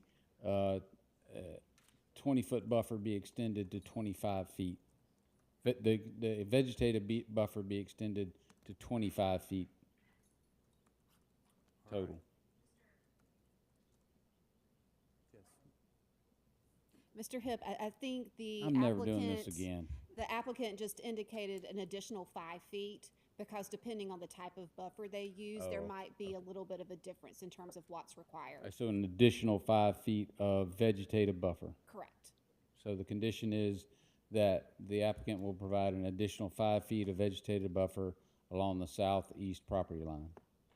All right, we have a motion on the board with a number of conditions. Mr. Chair, there was discussion about building out the multipath if there's a frontage. I'm not sure how you want to address it, if you want to address it. Just bring it to you. I think staff I don't think we addressed, need to condition I think the that. easement agree. suffices for what, I'm good. I don't think we need to condition that. So we have a motion, Second. we have a motion and a second. All in favor say aye. Aye. Any opposed? That motion passes. Thank you very much. So that, just for everyone in the audience, that item will go before the county commissioners Monday, February 5th. And that meeting will be at 4 p.m. at this location. Thank you very much. We'll take just a moment here. We have the same applicant, or same presenter.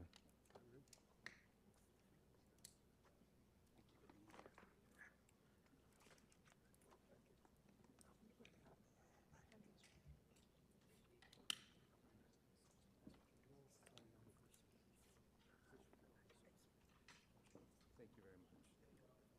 All right, moving along to. I need to step out. Okay.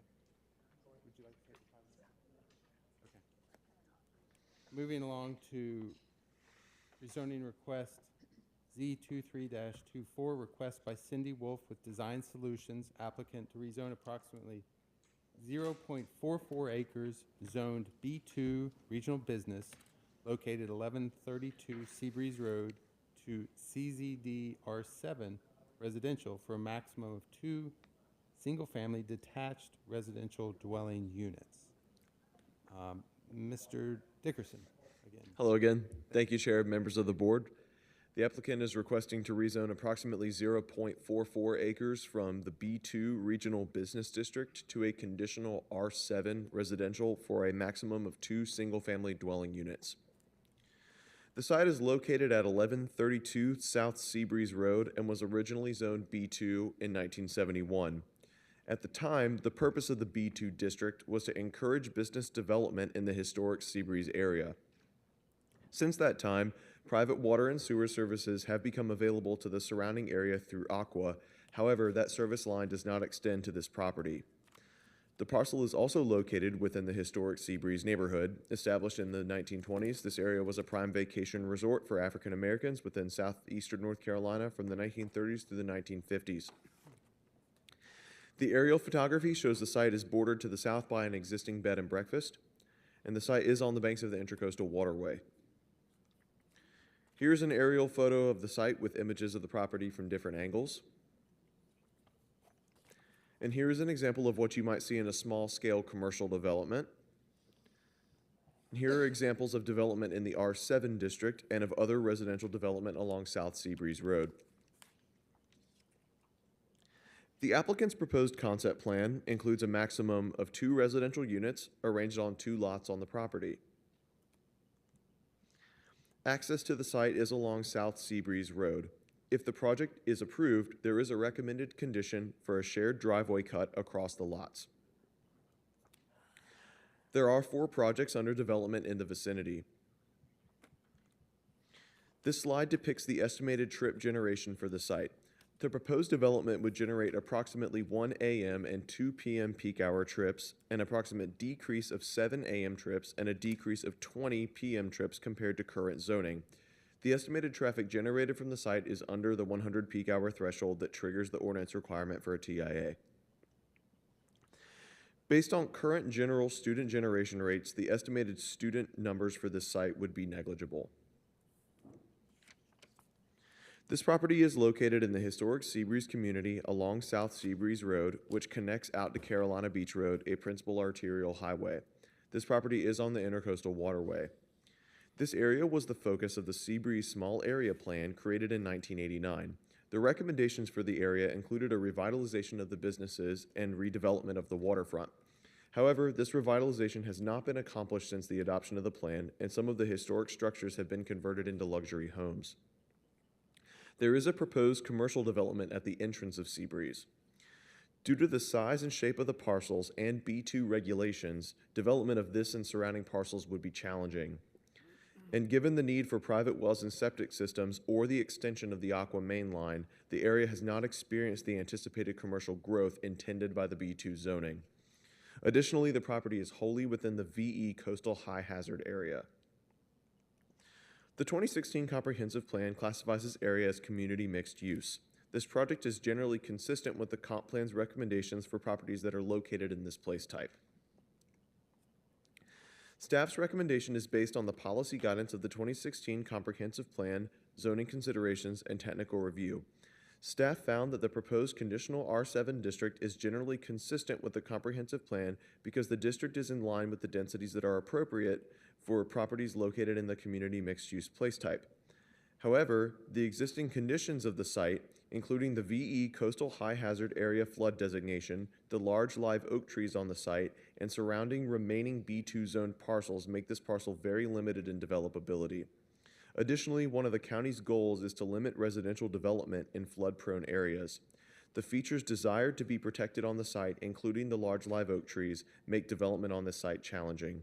As a result, staff recommends denial of this proposed development. However, if the board finds approval appropriate, staff has recommended conditions to protect some features of the site. Staff have received additional public comments which were provided to the board earlier today. Lastly, I'll add that if approved, development would be subject to zoning compliance review processes in order to ensure full compliance with all ordinance requirements. This concludes staff's presentation. Galen Jameson is here with County Engineering, and Jamar Johnson is here with the WMPO to answer any questions that may come up under those topics.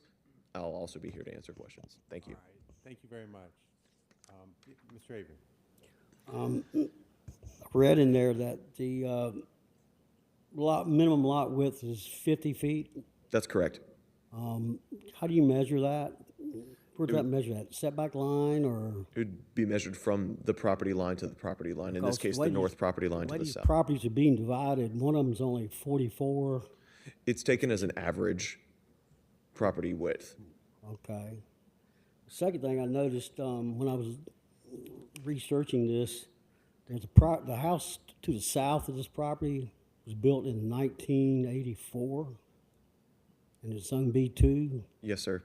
I wonder how did that happen? Do you have any idea? It probably would not have happened today.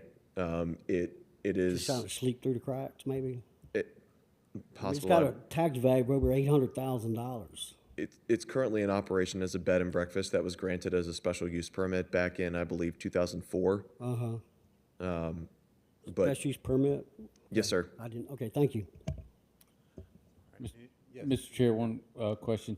In your slides of typical residential, it appeared that one of the residential units was a duplex. Are duplex allowed in the R7? I have to pull up I believe they are. All right. They We are? can ask the applicant to dive into that as well. I just don't have the ordinance right in front of me right now. Sorry. I do. I'll look. All right. Thank you. They are. Okay. Thanks, Robert. Any other questions for staff at this time? Yes, Mr. Moore.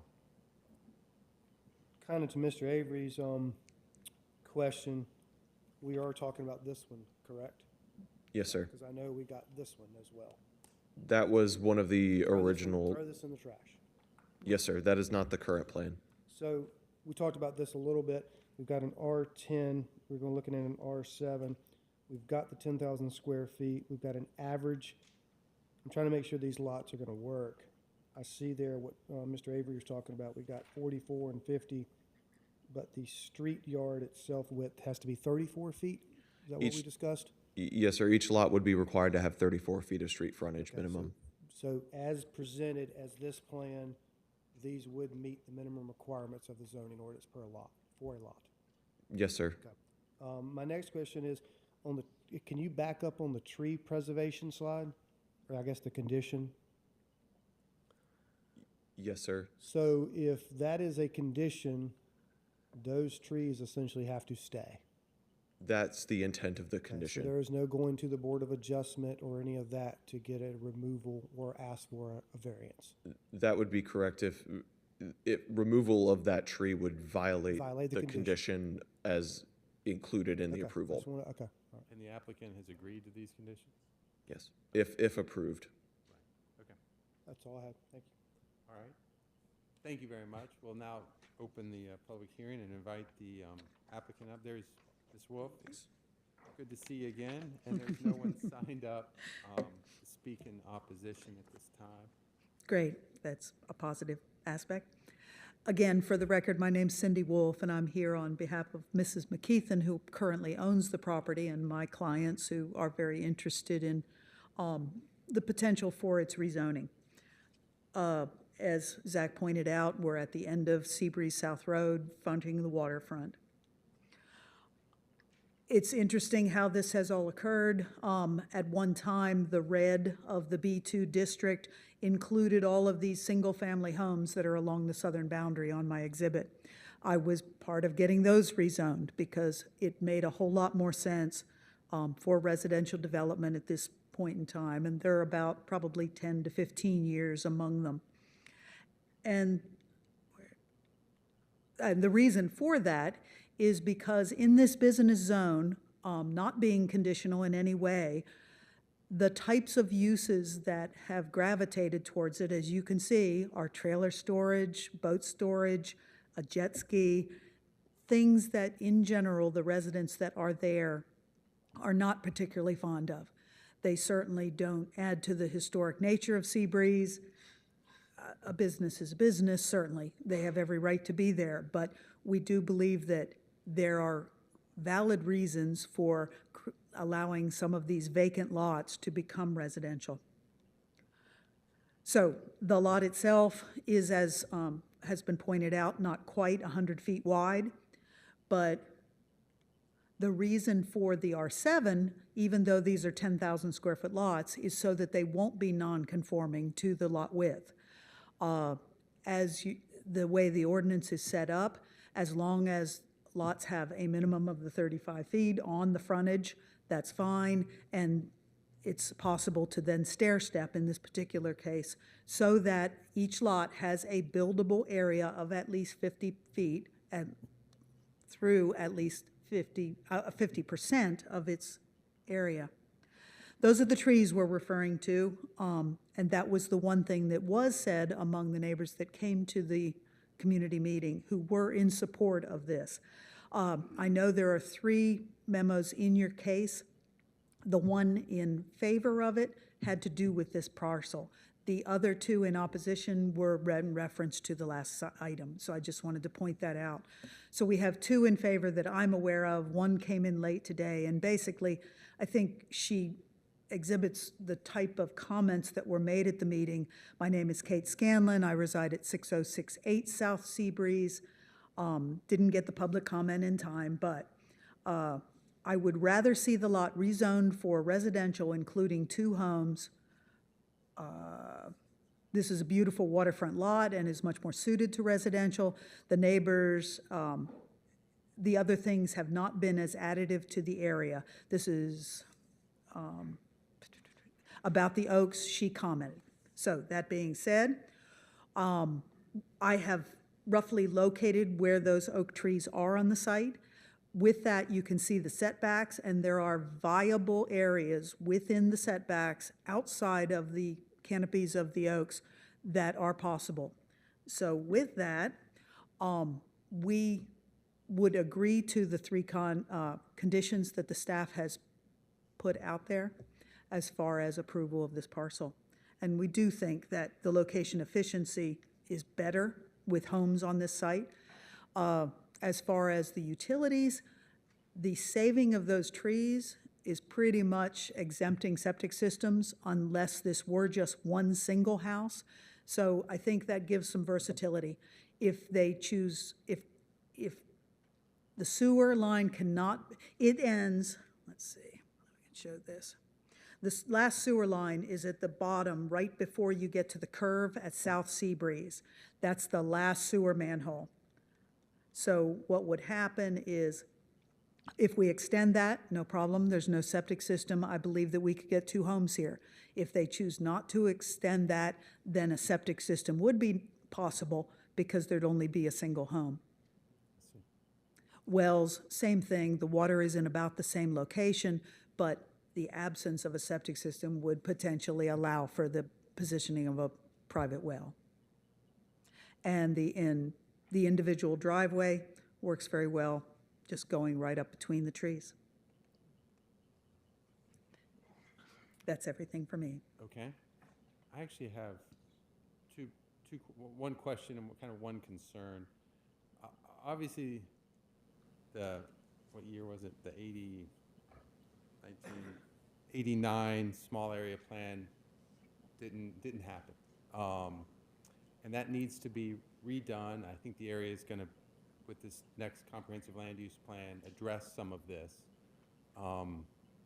But in the meantime, I guess my concern is, and if you would speak to it, when you drop this residential zoning in, you're impacting the 2 adjacent properties that are still B2, that if they were to come and work in that, they now have additional setbacks that they wouldn't have had, additional restrictions because of your rezoning that you can't, because of the way code's written, you can't account for, that you're, I don't want to use the term injuring, but putting this I understand that. on those adjacent properties. What are your thoughts on that? I guess at some point, and I wish I could identify when, there was a condition in a former rezoning that included our provision of we would not expect any,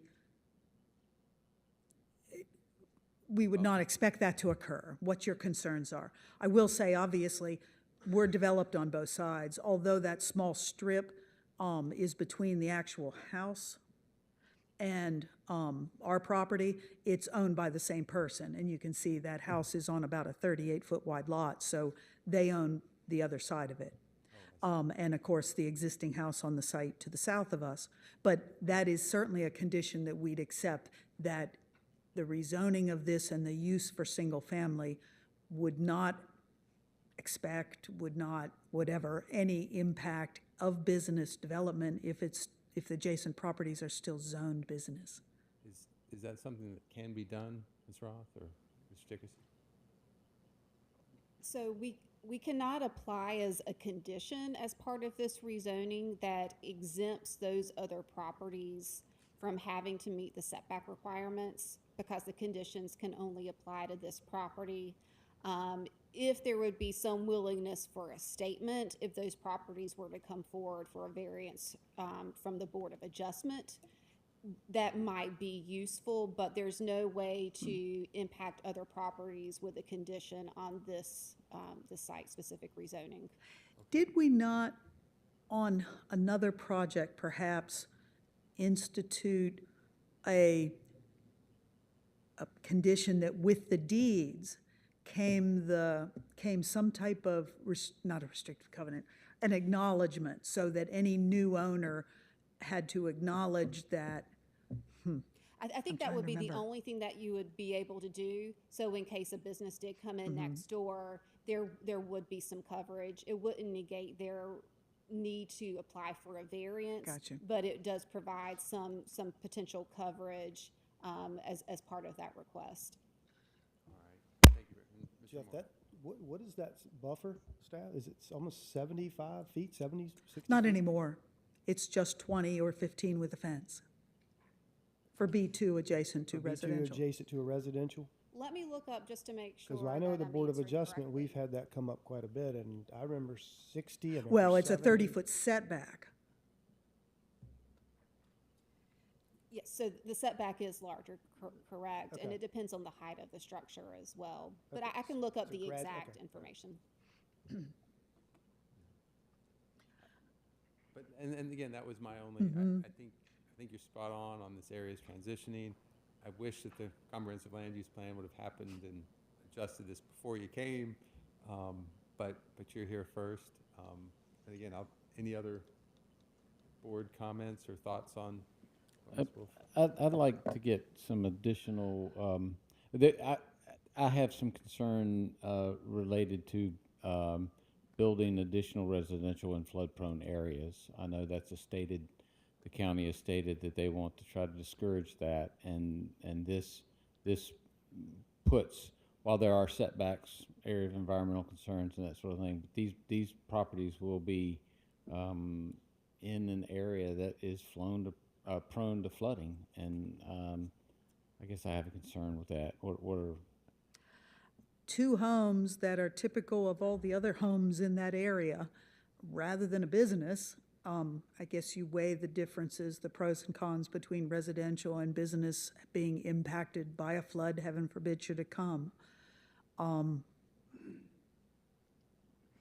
right? Thank you. I guess I wouldn't have any other thing I could offer, other than obviously homes, just like any other construction, would have to abide by the flood regulations. What other comments or thoughts? All right, thank you, Ms. Wolf. And again, no one's signed up to speak in opposition. Oh, yes, Mr. Hahn. Thank you, Chair. Is there any mechanism to not have the offset of the 2 lots and just have them regular lots? Is there any mechanism to do that? The only mechanism would be to go to the Board of Adjustment for each one of them to have a reduced setbacks, or width, I'm sorry, from 50 foot to 47 foot. I mean, my point on this is if these were to be approved, we're actually asking for less than what could be in the actual structures. We're kind of shoehorning it a little bit. I mean, This isn't atypical. I mean, this happens up on Bald Eagle Lane quite a bit.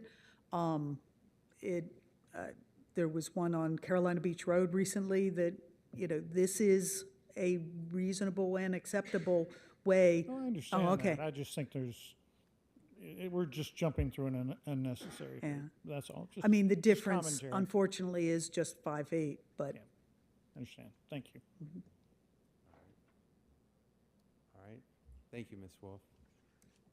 I'll close the public hearing and again, my thoughts on this are, I think Ms. Wolf has drawn up what works and perfectly reasonable. I understand staff resignation and the commissioners have pushed against developing in the residential and the VE. So if this moves forward from this board, I think that's going to be a tough discussion as well. But I think she's hitting everything, and if we can do a statement on the plat or something like that, as Ms. Wolf mentioned, about understanding that imposing setbacks on the adjacent B2 properties, I think that would be a good step if that's possible. What other comments? Mr. Matthews? Oh, sorry. Go on, Mr. Matthews. So this afternoon, I went and I drove and I looked at the site, walked around a little bit, and I looked at the area. And what there is around it now in the current B2 is no compliment nor testimony to the historical legacy of Seabreeze in a positive connotation. I mean, it's just not. The B2 zoning, while the uses around it are permitted, it doesn't look good. It's junky, I'll go ahead and say it. And I don't think that the B2 zoning, after decades, is working out to the highest and best use of this land. I understand concerns about setbacks impeding B2 uses around it, but the one immediately to the north is a bowling alley. I broker commercial real estate full time. I can't sell that lot to anybody for a B2 purpose. I can't. Change has got to happen somewhere along there, and the type of residents that I imagine would be built there are going to be nice. And we're talking about 2 units maybe rather than 1. In the event of a hurricane, I'm sure these people can figure out how to get to safety. As far as damage done in a flood, most of your commercial buildings are going to be built on the first story. A lot of these houses are raised up. There's going to be probably less damage done to a residential structure than there would be a commercial. If we'd had this vote 2 days ago during the agenda briefing, I would have voted against it. Being out there today and looking around, seeing what I saw, I'm in favor of this project. I just, with the conditions that staff has suggested, I want to save the trees, I want there to be 1 driveway and no accessory structure. But beyond that, I'm convinced it's the highest and best use. Right. Thank you very much. One last comment, because I'm going to vote against this because, and I want everyone to know why, is because it is the impact on the adjacent parcels. This is, in essence, spot zoning, and that spot zoning is going to negatively impact the adjacent properties, and I don't think it's fair to them. I, too, agree that the 1988 or 89 plan for this area obviously needs to be updated, and B2 is probably not the best use, but I can't, in all good conscience, recommend approval of a rezoning that's gonna negatively impact the adjacent properties. So if there's a way around it, great. If there's not, I can't get behind it. All right, thank you very much. Mr. Hahn? I just want to comment regarding the VE, the hesitation of staff, given that it's in a VE zone. I would probably share staff's thought process if it was a Cobra zone. We build all the time in AE and VE zones, and the building standards are, far superior than they were, 10 years ago, 15 years ago. The marketplace will dictate whether people choose to build a new home in a VE zone, whether it's their flood insurance rates or just the additional costs of building in such areas. So I think it makes sense. I'm not sure I hold Mr. Hipp's opinion of that it's hurting adjacent property owners. I would probably argue the other side of that, and I feel like this makes sense, so I'll be in favor. All right, thank you very much. Any other comment from? All right, at this time, before we proceed with the vote, I'd like to invite the applicant to the podium based on board discussion and items presented during the public hearing. Would you like to withdraw your petition, request a continuance, or proceed with a vote? I'd like to proceed with the agreement that an additional condition, perhaps saying that future ownership will by deed notation acknowledge that they will not argue any variance to business use of adjacent properties. But I'd also like to point out that the adjacent properties are not in opposition to this. All right, thank you very much. And I'd like to proceed based upon that condition. Okay, thank you very much. Can I get a motion, or I'll make a motion. Mr. Matthews? Mr. Chairman, I move to recommend approval of the proposed rezoning. I find it to be consistent with the purposes and intent of the comprehensive plan because it provides housing densities in line with the community mixed-use place type. And I find recommending approval of the rezoning request is reasonable in the public interest because the proposal would benefit the community by providing more housing options. I'm also recommending making this proposal with the following conditions. Both of the live oak trees on the property will be preserved as part of this development. No accessory structure dwelling units will be permitted on these lots. There will be one driveway cut for both lots, and also the statement that the applicant made about the deed reference saying that the owners will not object to any variances for the adjacent properties. Second. All right, we have a motion and a second. All in favor say aye. Aye. All opposed? Nay. All right, the motion passes 5-1. Thank you very much, Ms. Wolf. You may need a break. Actually, if we could take just a quick 5-minute break, and we'll resume. Thank you very much.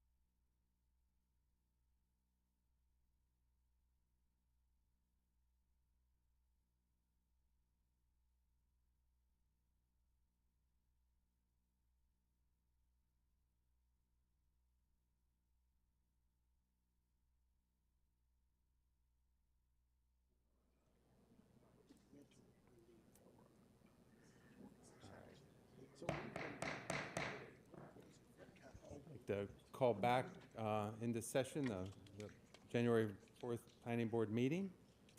We are moved on to item number 3.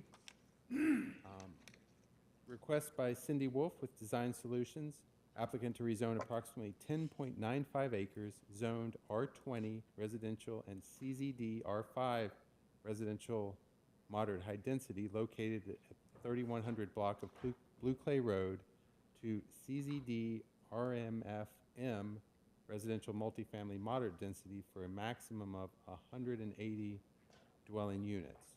This is a public hearing. We will hear a presentation from staff, then the applicant and any opponents will each be allowed 15 minutes for their presentation and an additional 5 minutes for the rebuttal.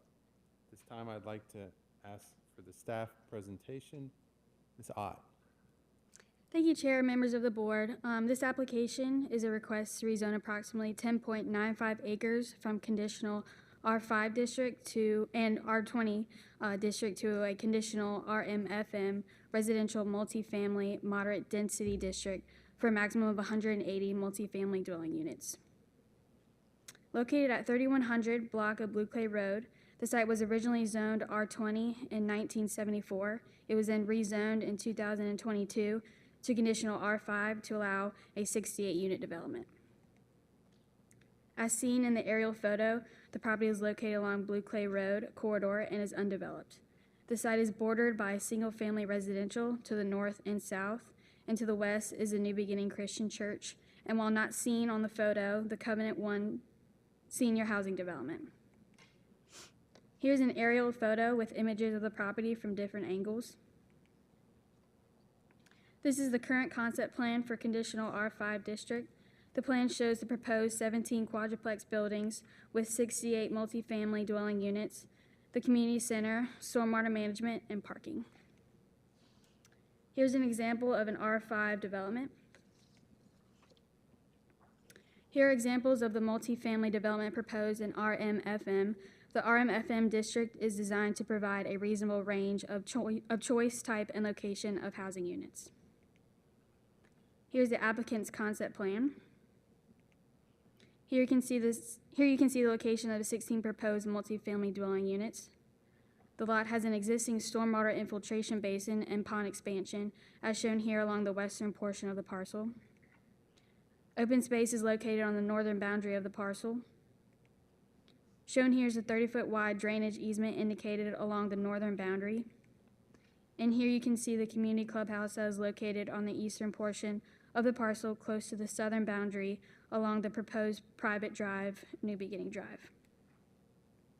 The property currently has full access onto Blue Clay Road, secondary access on New Beginning Drive, and a condition of the current zoning requires gated access only to Rachel's Place if approved. That condition will remain in effect. There are 2 approved TIAs and several residential developments in the area, along with 1 state transportation improvement project, details of which are in the staff report. The proposed development would generate approximately 90 a.m. and 83 p.m. peak hour trips, which is under the 100 peak hour threshold that would require traffic impact analysis. A lack of public transportation in the area has been a concern given the affordable housing aspect. However, WAVE has initiated a microtransit program offering point-to-point transit opportunities throughout the county. Based on the current student generation rate, the potential increase would result in approximately 24 additional students than would be generated under the current zoning. The proposed density is higher than the adjacent residential land uses zoned R10 with a density of 3.3 dwelling units an acre. The proposed height will be limited to 3 stories, which is the maximum height that is allowed within the RMFM zoning district. A goal of the comprehensive plan is to promote environmentally responsible growth by promoting a mixture of uses where appropriate in an effort to cluster development and minimize impacts on natural resources. The comprehensive plan designates this property as community mixed use, which is intended to promote a mix of retail, office, and residential development at modern densities up to 15 units per acre and a building height range of 1 to 3 stories. Staff is recommending denial because of the proposed density of 16 dwelling units an acre exceeds the maximum density recommended for community mixed-use place type. The size and scale of the project is more intensive than neighboring properties and not consistent with the development pattern in the area. If based on the information presented at the public hearing, the board finds approval appropriate, the following existing conditions will remain in effect, which includes street trees, connection, and a fence buffer. In addition, staff and the applicant propose a condition to guarantee 100% of the units are workforce housing. The workforce housing period will be made available for a period of no less than 15 years. Should the rezoning be approved, development of the site will be subject to additional development review. This concludes my presentation. Mr. Jamar Johnson of the WMPO and Mr. Galen Jamison of County Engineering are here to answer any question, and the applicant is here and has prepared a presentation. All right, thank you very much, Ms. Hogg. Any board questions at this time? Mr. Moore. My question on the affordability condition, and Rebecca, this may be more of a question for you, but Ms. Hogg, how does the county propose to essentially manage that? So with our new housing team, we have developed a methodology to make sure that we're monitoring for compliance. This is a similar condition that was applied to some projects on Carolina Beach Road within the past year, and so it's been vetted with our legal department as well. If the applicant does go through and receives housing tax credits, then there's additional monitoring as part of that program that ensures that affordability is maintained. Okay, awesome. Thank you. All right. Any other questions for staff at this time? Thank you very much. This time I'd like to invite the applicant up. Ms. Wolf. Thank you. My name's Cindy Wolf, and I'm here with Pastor Robert Campbell from the New Beginning Christian Church. The church set out early in their mission not only to change lives through the power of the gospel, but to make a difference in their community overall. They are teamed with East Carolina Community Development and other partners to provide quality housing for diverse communities, not restricted by economic background, to develop financing opportunities in order to sustain affordability of a project, and to partner with a broad spectrum of providers to stimulate vibrant community growth. The first step was to purchase the 22 acres of land here between Blue Clay Road and Alex Trask Drive almost 20 years ago. They built an attractive and well-maintained church and revitalized a struggling ministry. As a ministry, they seek to aid the whole community as best they can, so their vision for the remainder of the property has always been to address the well-documented deficit of housing for the common man in our community. That goal got started with the approval of the Seniors Only project that is now under construction. The current petition is to expand to the final portion of the tract for a family-oriented neighborhood. You don't go a week without some publication or media report about the deficit of housing opportunities now and expected to continue. New Hanover County has a critical shortage of affordable housing with implications that ripple across the community. Employers are struggling to find workforce housing for their employees. Economic hardship makes it difficult for families to find suitable homes. The lack of supply and the high demand continues to drive costs of inventory up, affecting affordability to our existing citizens. The Bowen Housing Needs Assessment was assembled originally in 2020 and has just been updated for 2022. The original report showed an extensive deficit of homes for the foreseeable future. Overall, New Hanover County area housing needs for rentals from 2022 through 2032 is over 12,000 units, representing an increase of the housing gap since the former study, meaning that even with all the current development going on around us, we're losing ground on successfully providing for the need. The numbers underscore the urgency of finding effective solutions to address the crisis. This area of the county has begun to show much more residential development. Location of services along North Carr Avenue, Castlehane Road is just one of the various reasons. The comp plan identified the church lands as being appropriate for a higher density of development to address optimum efficiency in land utilization and public service delivery. The surrounding area is overlaid by a variety of zoning districts, and the introduction of public water and sewer has definitely changed the older need for larger home lots to support private wells and septic systems, as in north of us. Along the railroad, more intense commercial uses are already located, expanding to the east in North Carr Industrial Park. This is the proposed layout.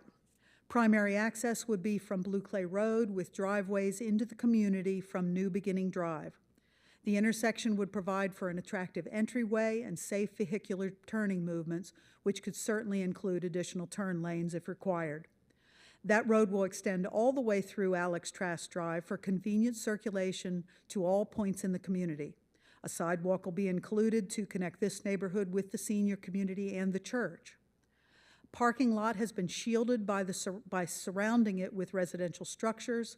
An amenity center and common areas for recreation are included in the layout. Because a roadway stub for future interconnectivity was required at Rachel's Place community, we will need to join those pavements. However, since both this drive and Rachel's Place rights-of-way are considered privately maintained, the developer agrees to install a gate for emergency vehicle use only. The connection to Galway Road stub on the north has consistently been a point of contention with that neighborhood and is additionally problematic due to the intervening ditch. We propose to dedicate a public drainage easement along that entire boundary and have no reason to remove the thick vegetation within it. Any gaps in the buffer opacity could be supplemented with additional plantings. You can see on this aerial that there's a 20-foot perimeter common area along the backs of those lots adjacent to Rachel's Place. Their backyards are already fenced 20 foot off of that common property boundary. Regardless, based on requests by those residents, we have agreed to installation of street trees along both sides of New Beginning Drive. The overriding issues with our petition obviously appear to be density and the 3-story height of the structures. As staff has presented, there is an existing district overlay on this property that can provide for construction on the left side plan. That's a total of 68 units in 2-story buildings. This project can be developed today. Comparison of the site layouts is substantially the same, with the exception of adding the 2 buildings between the pond and the church. The alteration replaces a townhome style with a more efficient garden style of architecture, allowing for more units in relatively the same footprint. Although the church is striving towards their vision for all the right reasons, it appears that support for this proposed project is certainly precarious. So with that, we would like to offer an easy modification to amend the plan for all buildings to be reduced to 2-story. That translates now into a total of only 120 units, a density of less than 11 units per acre. This would address staff's only real point of inconsistency, that the density exceeds the recommendation of the existing comp plan and the neighborhood concern for higher building height being incompatible with their 1- and 2-story homes. This is an example of another ECCD project with a similar style. These are smaller 8-unit buildings because of the 2 stories. With the proposed amendment, we ask that you strongly consider the staff's alternative motion for approval, because this petition would now be consistent with the purposes and intent of the comprehensive plan. Future development needs to include diversity of housing type. A mix of housing types helps create a broader range of residents to support a vibrant community.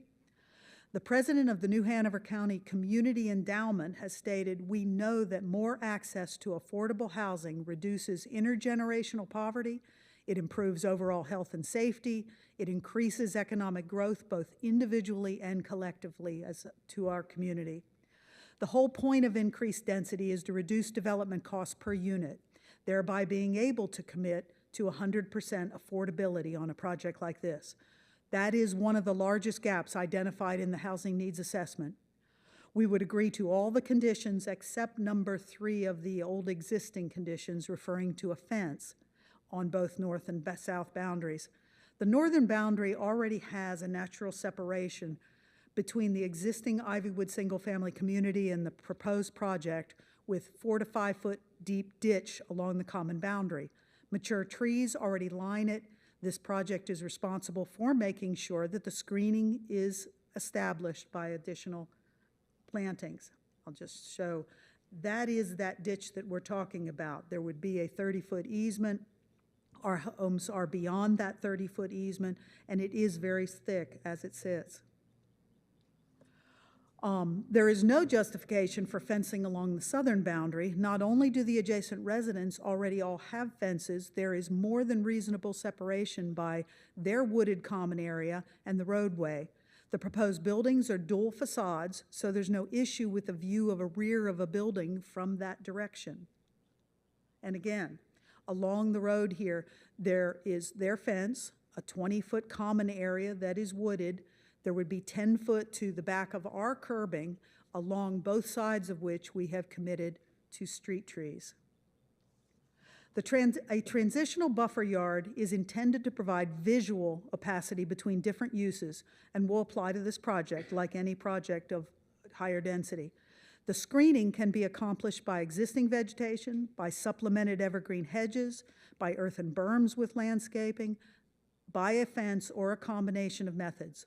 Obviously, fencing is probably the more costly alternative, but more importantly, is the condition insinuating a socioeconomic segregation? There's just no reason that we should be required to do fences to accomplish the buffer yards. If the purpose is to screen the view, we think it only fair to be allowed the various options. I'll close with that and be happy to answer any questions. What's your opposition to fencing, other than economics of it? Well, you seem certainly pretty along much New against that. Beginning Drive, it would create a corridor of a fence on one side and the existing vegetation on the other. Why take away a more reasonable street view when what we've done is hidden the parking behind dual facade buildings? On the north side, I don't think it's necessary.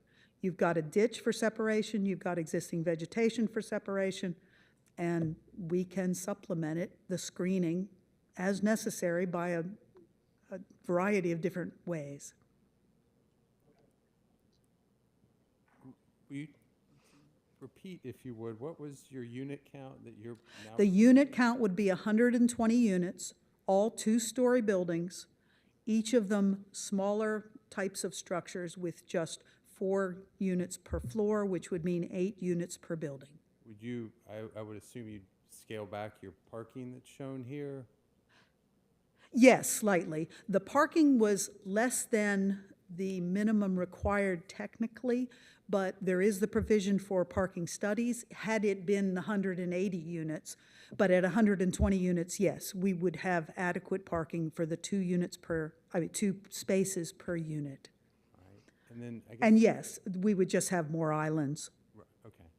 And then I guess really to follow up on Mr. Avery's comment, on the northern side, you're correct that that's a heavily vegetated, but at the same time, the engineer in me looks at a drainage easement, probably that your pond is discharging to, and to properly maintain that drainage easement and that water courses. You've seen what they do when they go in to maintain these old ditches.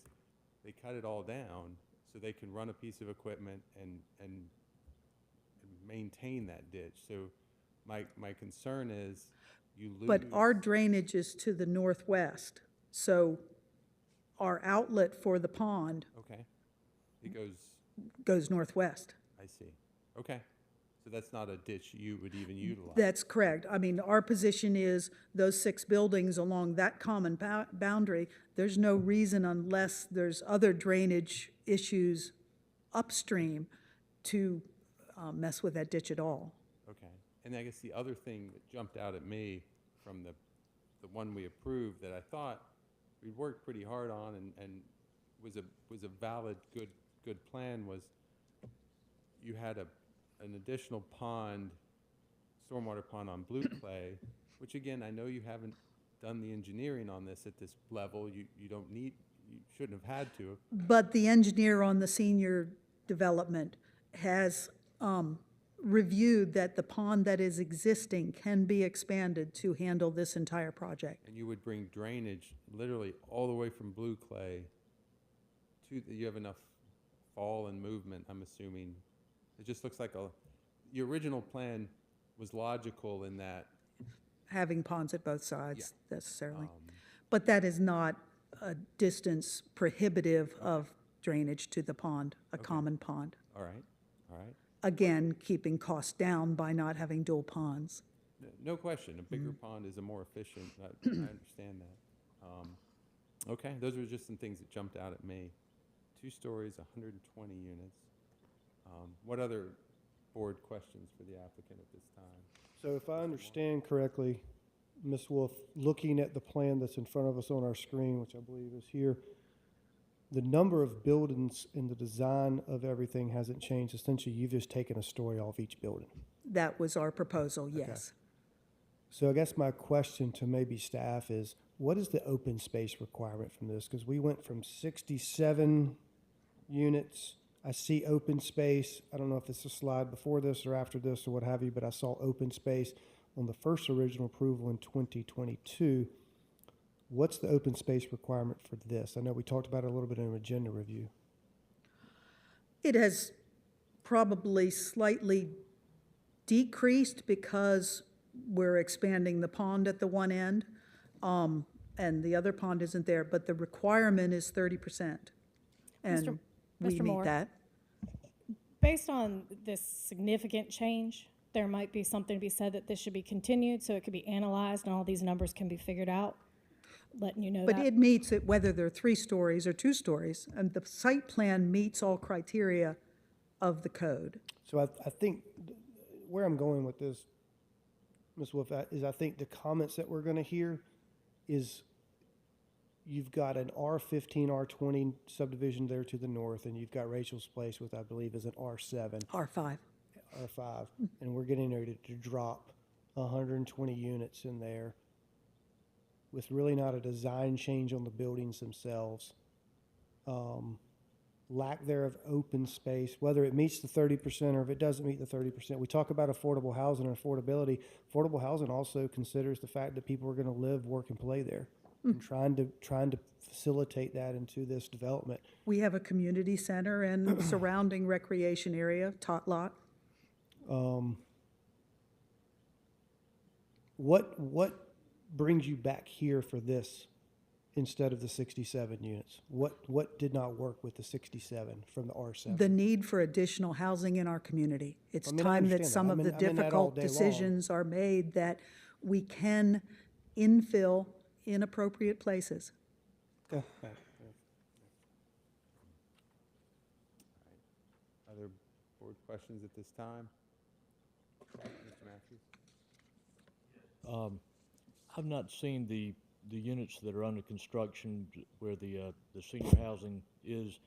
Are these going to be the senior housing, are they 2-story as well? No, the senior housing are just 1 story.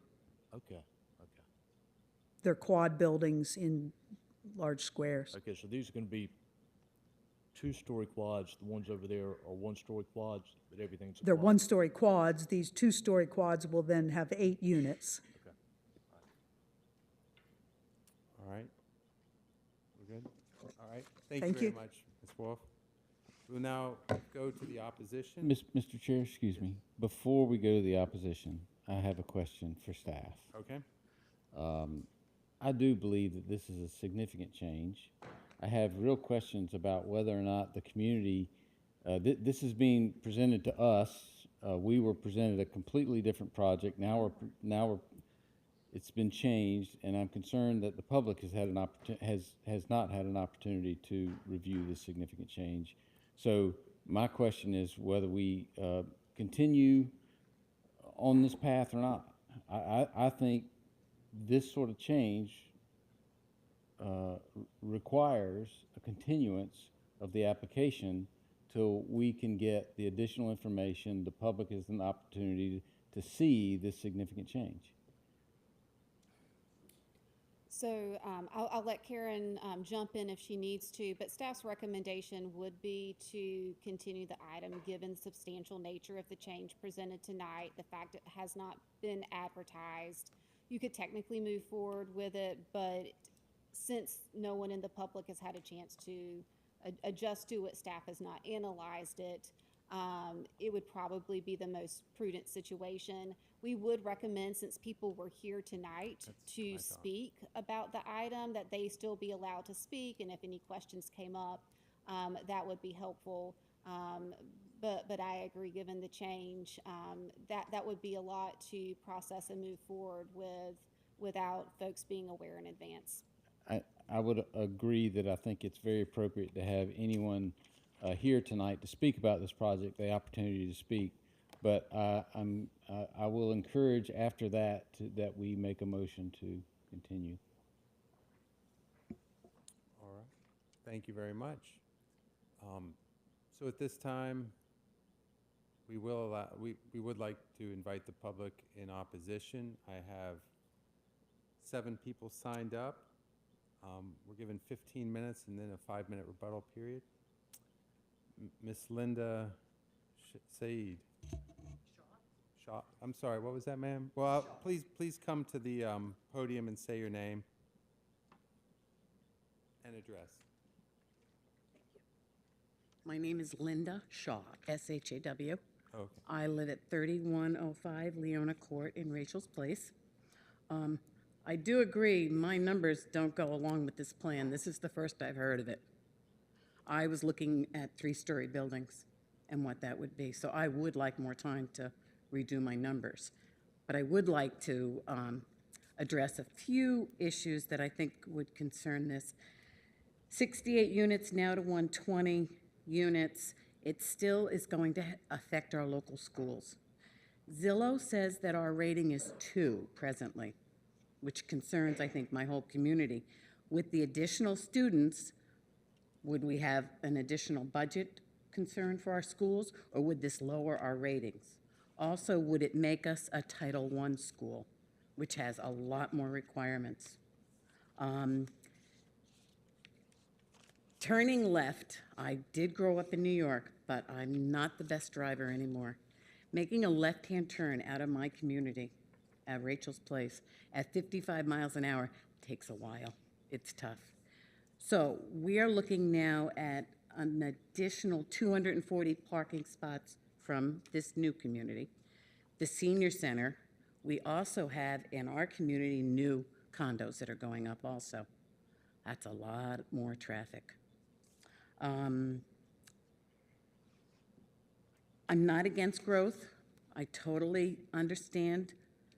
I moved here 3 years ago, was lucky to find something like Rachel's Place, but it shouldn't have a negative impact on our community. And I feel this does at this time. So I do ask you to deny this request, but to give us more time to relook at this. Thank you. All right, thank you very much. Miss Margaret Henricks?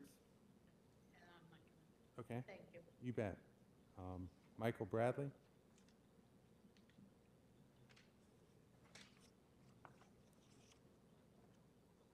Evening. Michael Bradley, 3209 Galway Road, Castle Hayne.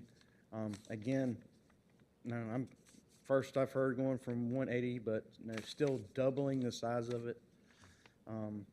And I think we all need to take a deep breath and say, hey, what was zoning, how did zoning start to protect the existing people around it?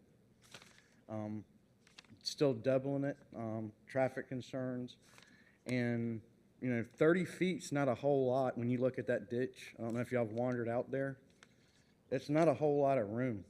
And even if they cut that stuff down, they're going to have to cut some trees down to put those buildings in.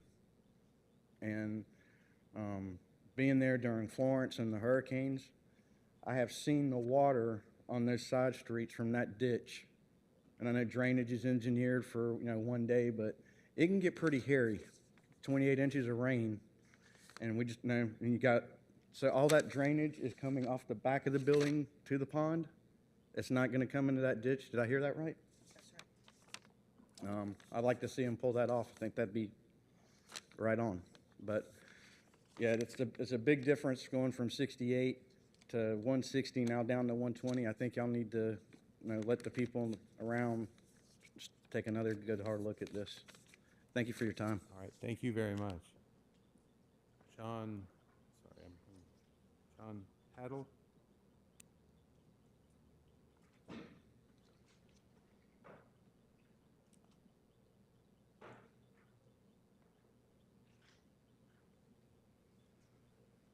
Hello, John Howell. Howell. Yeah, Howell. So I have something to read from nchousing.org. Just a little paragraph. The impact on neighborhood crime research on the relationship between affordable housing and crime identifies project scale as the most important factor in determining the impact on neighborhood crime rates. Multiple studies find that smaller projects, typically less than 50 units, have no impact on neighborhood crime, but that larger impacts may result in increased crime. This finding was common across multiple types of affordable housing, including nonprofit, rental housing, public housing, and supportive housing. That is a concern. We had a little bit of crime happen over the past month, and I would like to know how the city and county are going to deal with that or help us cope with that if this does go up. So that's the first point I want to bring up. Of course, noise and light, that's a lot of buildings and people right behind our neighborhood. Public transit, that's going to be a need. I want to know how that's going to happen. How are we going to move these people in and out of our area? It doesn't seem to fit our neighborhood, although I do recognize that there is a need for affordable housing in Wilmington. There's a huge need for it. The tax burden. I'm wondering if there's going to be any extra tax burden because of this on us. And then what's it going to look like for the police force? If there are studies that say that there will be increased crime, what is their plan to protect our family neighborhood? So those are the points I'd like to bring, and just please consider. Thank you. Thank you very much. We have Scott Gallagher.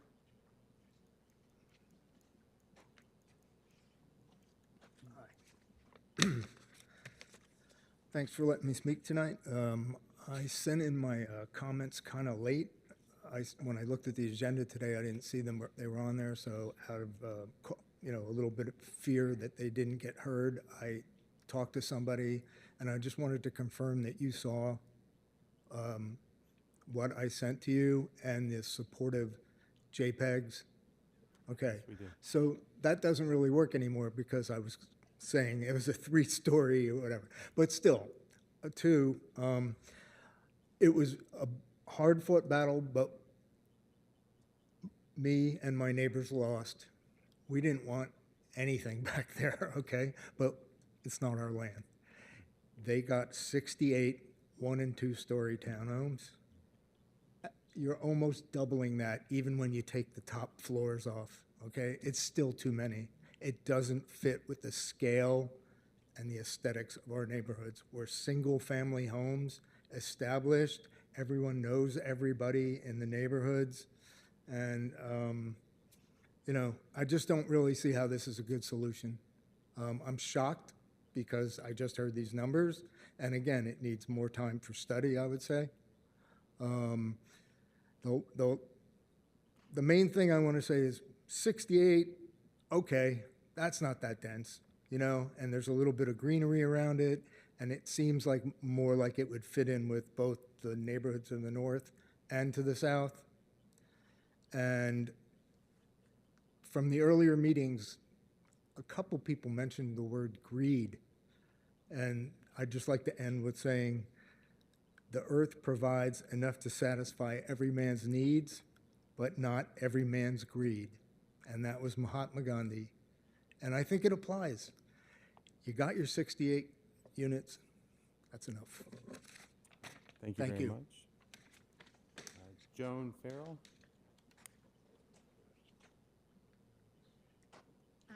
I'm Joan Farrell. I live at 2124 Blue Bonnet Circle. So I'm on the south side, and my backyard will be looking out my back fence, and then the road that they're using for construction right now, and then the, I guess now 2-story apartments would be looking right behind me. So I don't really have anything more to add than what the previous people said. My concerns are, I know my neighbors on both sides of me, across the street from me. I feel safe in my community. I don't think I'm gonna feel safe in my backyard anymore. Just because it's a lot of people, the points about the crime. I don't know, I won't get a chance to know these people as, you know, living in even the 2-story apartments, there's probably a lot of change that occurs. It's not like you walk out and your neighbor's mowing their lawn, you're saying hi to them and waving to them as they're coming and going. So, sorry, I get really nervous when I talk. Oh, you're fine. So I think just consider how close this is. When I look out, my neighbor across the street has a 2-story house. They have an upstairs. So I can imagine it's the same distance looking across my street. You can see in the picture to behind me where the 2-story apartment building will be. So that'll be, you know, I have a good idea what it'll look like when I look out my windows, which are all on that side of my house, except for one window and one bedroom, which is a spare bedroom. So please take your time, maybe during this continuance, drive down New Beginning Drive and look at like how close this really is, because when we saw the view on the presentation, it was kind of like when you look at real estate and you get the wide angle camera. So I just encourage you to do that if you have time. Thanks. All right, thank you very much. We have Teresa Rodriguez.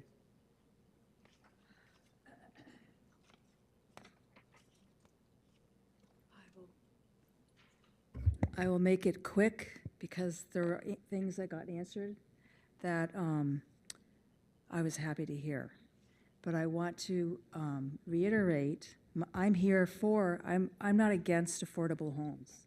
I myself barely could afford to buy a home in 2021.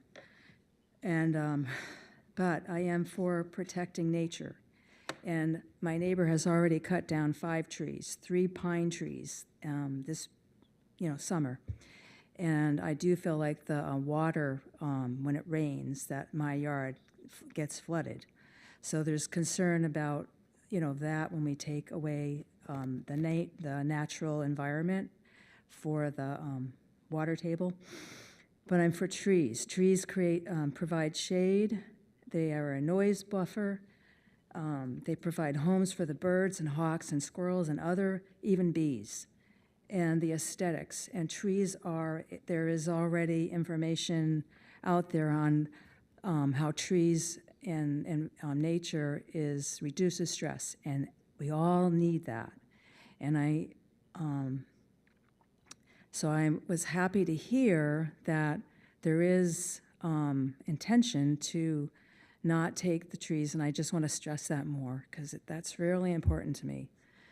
And let's see if I need to say anything else. I am a little concerned about the ditch and flooding because the ditch behind my house does get pretty high when it rains, when we have a downpour.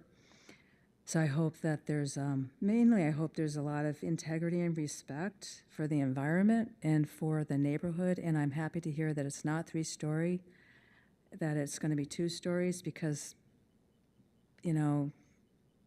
I also don't want to really look over to the west of my home and see, a high building. I want to see the sky, because that's one reason why I moved to this area. And my other concern is that I'm against that the zoning be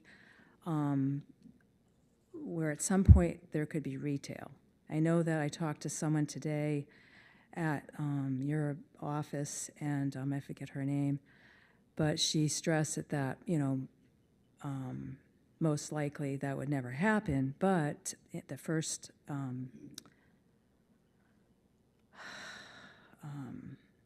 tonight, the first people that were talking, sorry, I'm nervous and I'm tired, I got to see about what could happen with retail down the road, and that area sounded like it was a little bit more retailed than where we are. Definitely is not a retailed area, so I'm really against that forever happening, and it would be nice if there could be some kind of clause put in that you cannot, it wouldn't work, it wouldn't fit, it's not appropriate. I think that's all, and I just ask that there is respect for the environment and for the neighborhood, and it kind of sounds like that's happening, so I'm happy, my heart feels hopeful. Thank you. Thank you. All right. Thank you very much. We'll go back to the applicant and for the 5-minute rebuttal period. Ms. Wolf. Thank you. I've taken a couple notes, and I think I can address a couple things that were said or questioned. A project like this is not public-sponsored or subsidized housing. Reduced rents are based on income levels. Residents in this project would still need to be employed, but its purpose is to provide housing without having to pay more of your income than feasible based upon your income. There are certain national standards set. Certainly one of the conditions for it to be affordable and workforce-oriented have a whole list of stipulations to abide by. As far as transit and a project of this sort out here in where we think is the middle of nowhere. Wave Transit does not have bus lines out here, that's correct. However, the county has initiated a microtransit program with Wave offering point-to-point transit opportunities throughout the county. Another item is that this group participates in what's called Healthy Carolinians, which is a program mobilizing people and resources to address community health challenges. Sometimes what they'll do is they arrange for Uber or Lyft. So there are methods of, not exactly mass transit, but transit alternatives for people without vehicles. This is somewhat wooded, but the woods that are there are primarily, it was cleared years ago. It is all fairly new growth as far as the size of the trees. And I guarantee that to meet the requirements of the landscape regulations, there will end up being as many, if not more, and more quality trees than the underbrush and the scrub oak or scrub pine that is out there right now. There is certainly no tax burden involved with a project like this. Reversed, development generates tax base. The improvement of this property with these buildings, with site improvements would, right now, it's church property. So yes, it is tax exempt, I believe. But as a development, it would be taxed just like any other development. Okay. Do you, yes, certainly. Robert Campbell, I'm the pastor of New Beginning. Thank you for the opportunity. Mr. Moore, you asked why did we raise the density? To build a project like this, you have to increase the density to try to get the funding to build it. The gentleman said something about greed, and someone else said something about crime. Our focus in building this housing is workforce housing. This is public employees, your firemen, your teachers, your nurses, people who do not qualify for government subsidies, but yet can't find decent, affordable housing. So the people that you are saying, what is the police going to do? It would be people like that moving into this area. And so we're not greedy. We're trying to feed or clothe or provide housing for the needy. And that's our focus. We recently received a $500,000 grant from the county to provide rental assistance. We didn't look for low-income assistance. we look for workforce assistance. Why them? Because most of the programs are tailored to extremely low income. Workforce is being overlooked, and we are trying to focus on them. That's why we raise the density, and we're focusing our efforts toward them. And I don't think you will see crime because most of them are just like the people that are in here. So I just wanted to mention that. And I understand the surprise with us changing it. And if we've got to come back, I welcome the opportunity to come back and talk through this. Thank you. Thank you very much, Pastor Campbell. All right, we have 5 minutes. We have another 5 minutes for the opposition. Everyone who signed up has already spoken, so I can run back down the list, or if someone would like to get up and make some more comments, we have 5 minutes. I welcome anyone that has already spoken to come back up. If not, that's fine. We'll close the public hearing. All right. Thank you very much. Oh, sorry, I missed you. Yes. Please come back up and tell us your name. Yes, please come back up. 2 points. If you could tell us your name and address. John Howell, 2142 Bluebonnet Circle. Thank you. I would find it very challenging to replace the amount of trees that are out there. And it's not really like scrub undergrowth, like you phrased it. They're 25 feet tall pine trees, and they're spaced like this far apart. So just ethically, like, speak the truth. That's my request. As far as the presentation goes, maybe it is possible, but I find it very hard. Again, I would like to second what someone on this side said, to please ride out there, take a look for yourself. I think you'll get a good idea of what's happening. Secondly, I feel like it would be hard to discriminate as far as who comes in to the apartment complex. You can't just say it's going to be cops and firemen. Like, how can you do that? How can you monitor? I understand that there are income requirements for some housing, but I don't know, it didn't ease my concern. The study that I was reading earlier didn't cite people in super low income. It's just affordable housing, period. So those are my 2 points. All right. Thank you very much. Anyone else want to speak in opposition? All right. At this time, I'll close the public hearing and open this up for board discussion. Or Ms. Roth.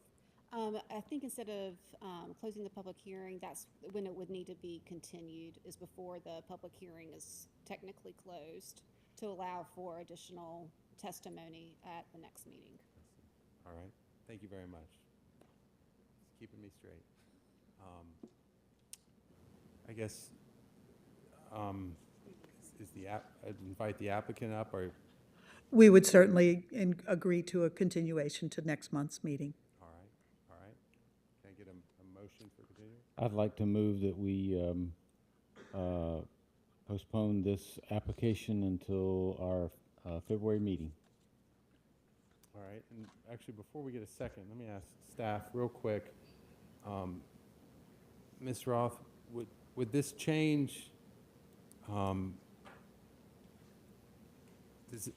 You feel that this warrants a continuance, not a resubmittal? Is that an accurate statement?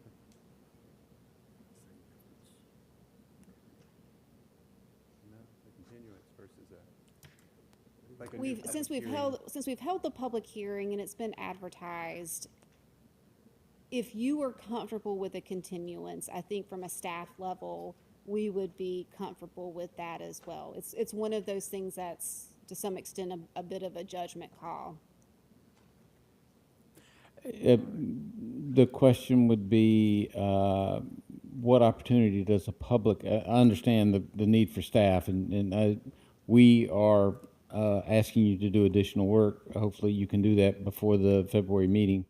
But is there opportunity for the public to view this revised application? And part of me, I just kind of changed my thought on that. Was a lot of times when something changes pretty drastically, we say kick back, go to another public meeting. But a lot of this seems actually be in response to the public meeting, the height. And again, I got 56 pages of comments in opposition to this project. We read them. And a large percentage of them were the height issue, which you have responded to. Obviously, we need some more time to digest that. I think everyone does. But I don't know if kicking it back, I mean, in effect. For resubmittal or for continuance? Resubmittal. Definitely for continuance, but I don't know if a resubmittal is warranted. Again, the goal would be to ensure that the additional information provided is available to the public for them to review and prepare comment on. And Ms. Roth, if you can speak to how that new information is disseminated. So in some ways, it's very similar to how the initial information is submitted. We will inform everybody, again, put out the legal ads, and would revise our staff report accordingly. I believe that the only change is not to the concept plan. It's really just an addendum as to the number of units. And so that could be updated pretty easily on our website to allow for the public to view, since it is just the same footprints, the same concept plan, and just the height and number of units. That's certainly what we would ask. I mean, there is no change other than the semantics, or not semantics, but the details of the number of units and the height of the buildings. And it is extremely important to the group in funding opportunities. The next deadline is in March, so we need to get to the commissioners at their first meeting in March if possible. And so we would please, when it's re-advertised, the verbiage of it will then say, assumedly, 120 units or of two-story buildings, or however they describe it. We would be happy to send the plan out with those descriptions to all of the people within the 500 feet, but they'll be notified regardless. All right, thank you very much. Just had to discuss that. I do have one other question, since we're talking about the bid cycle for low-income tax credit housing. That's one of the feasible opportunities. It's not necessarily the only opportunity for financing. But was that your reference to March, trying to hit the LIHTC date? Correct. Okay. I don't know, how many units has the State Housing Agency allocated for New Hanover County? This is different than that. That's not the allocation program. Okay. LIHTC is different. Okay, it's a different type of LIHTC. Yes, Okay. there is no requirement of need. What's a certificate of need for this type of funding? Okay. All right. Thank you. All right. Mr. Hahn. So, Chair, very sympathetic to the workforce housing, and the program certainly is addressing a major need that we have in the area.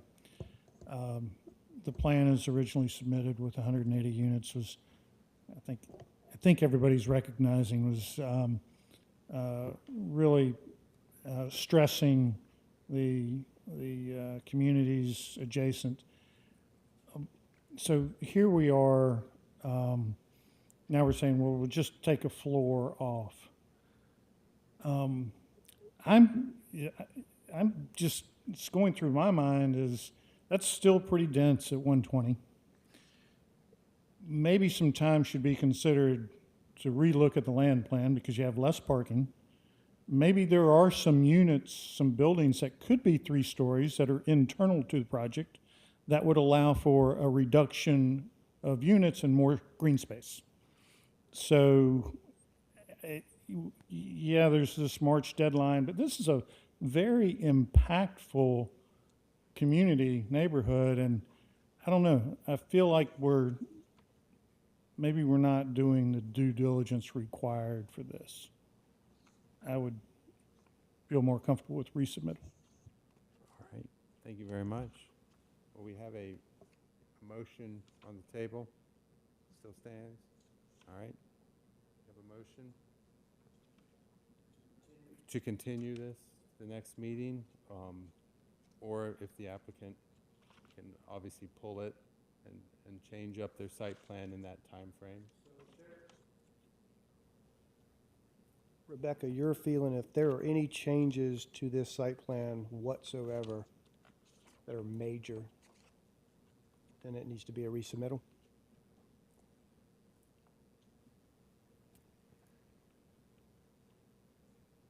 Not necessarily. It's not required to be a resubmittal in order to allow for changes to the site plan.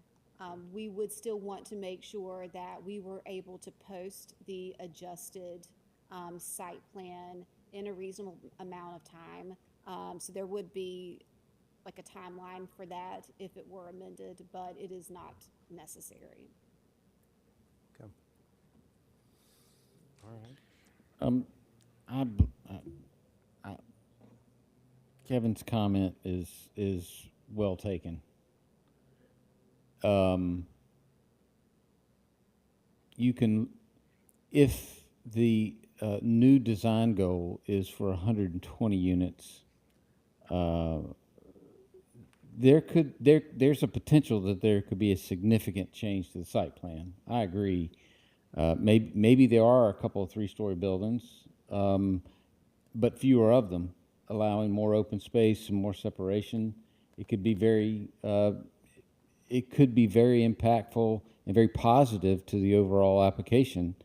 I guess my question would be to the applicant whether or not they're willing to take the time to look at that alternative, or want to just look at the option of taking a floor off the building. Well, I think we would enable that mechanism by a continuance, and they've heard, I think Mr. Hine said it very well, that it seems reactionary where thorough thought needs to be taken, and the applicant has that opportunity. But tonight, we're not going to hear this, so I think. Well, I'll stand by my motion to continue this into our February meeting.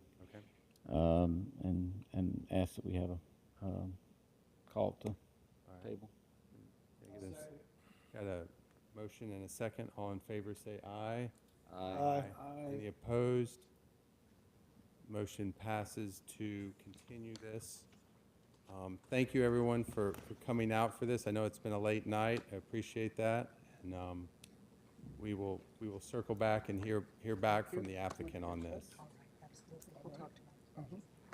All right, going back to, is there any staff business or updates at this time, Ms. Roth?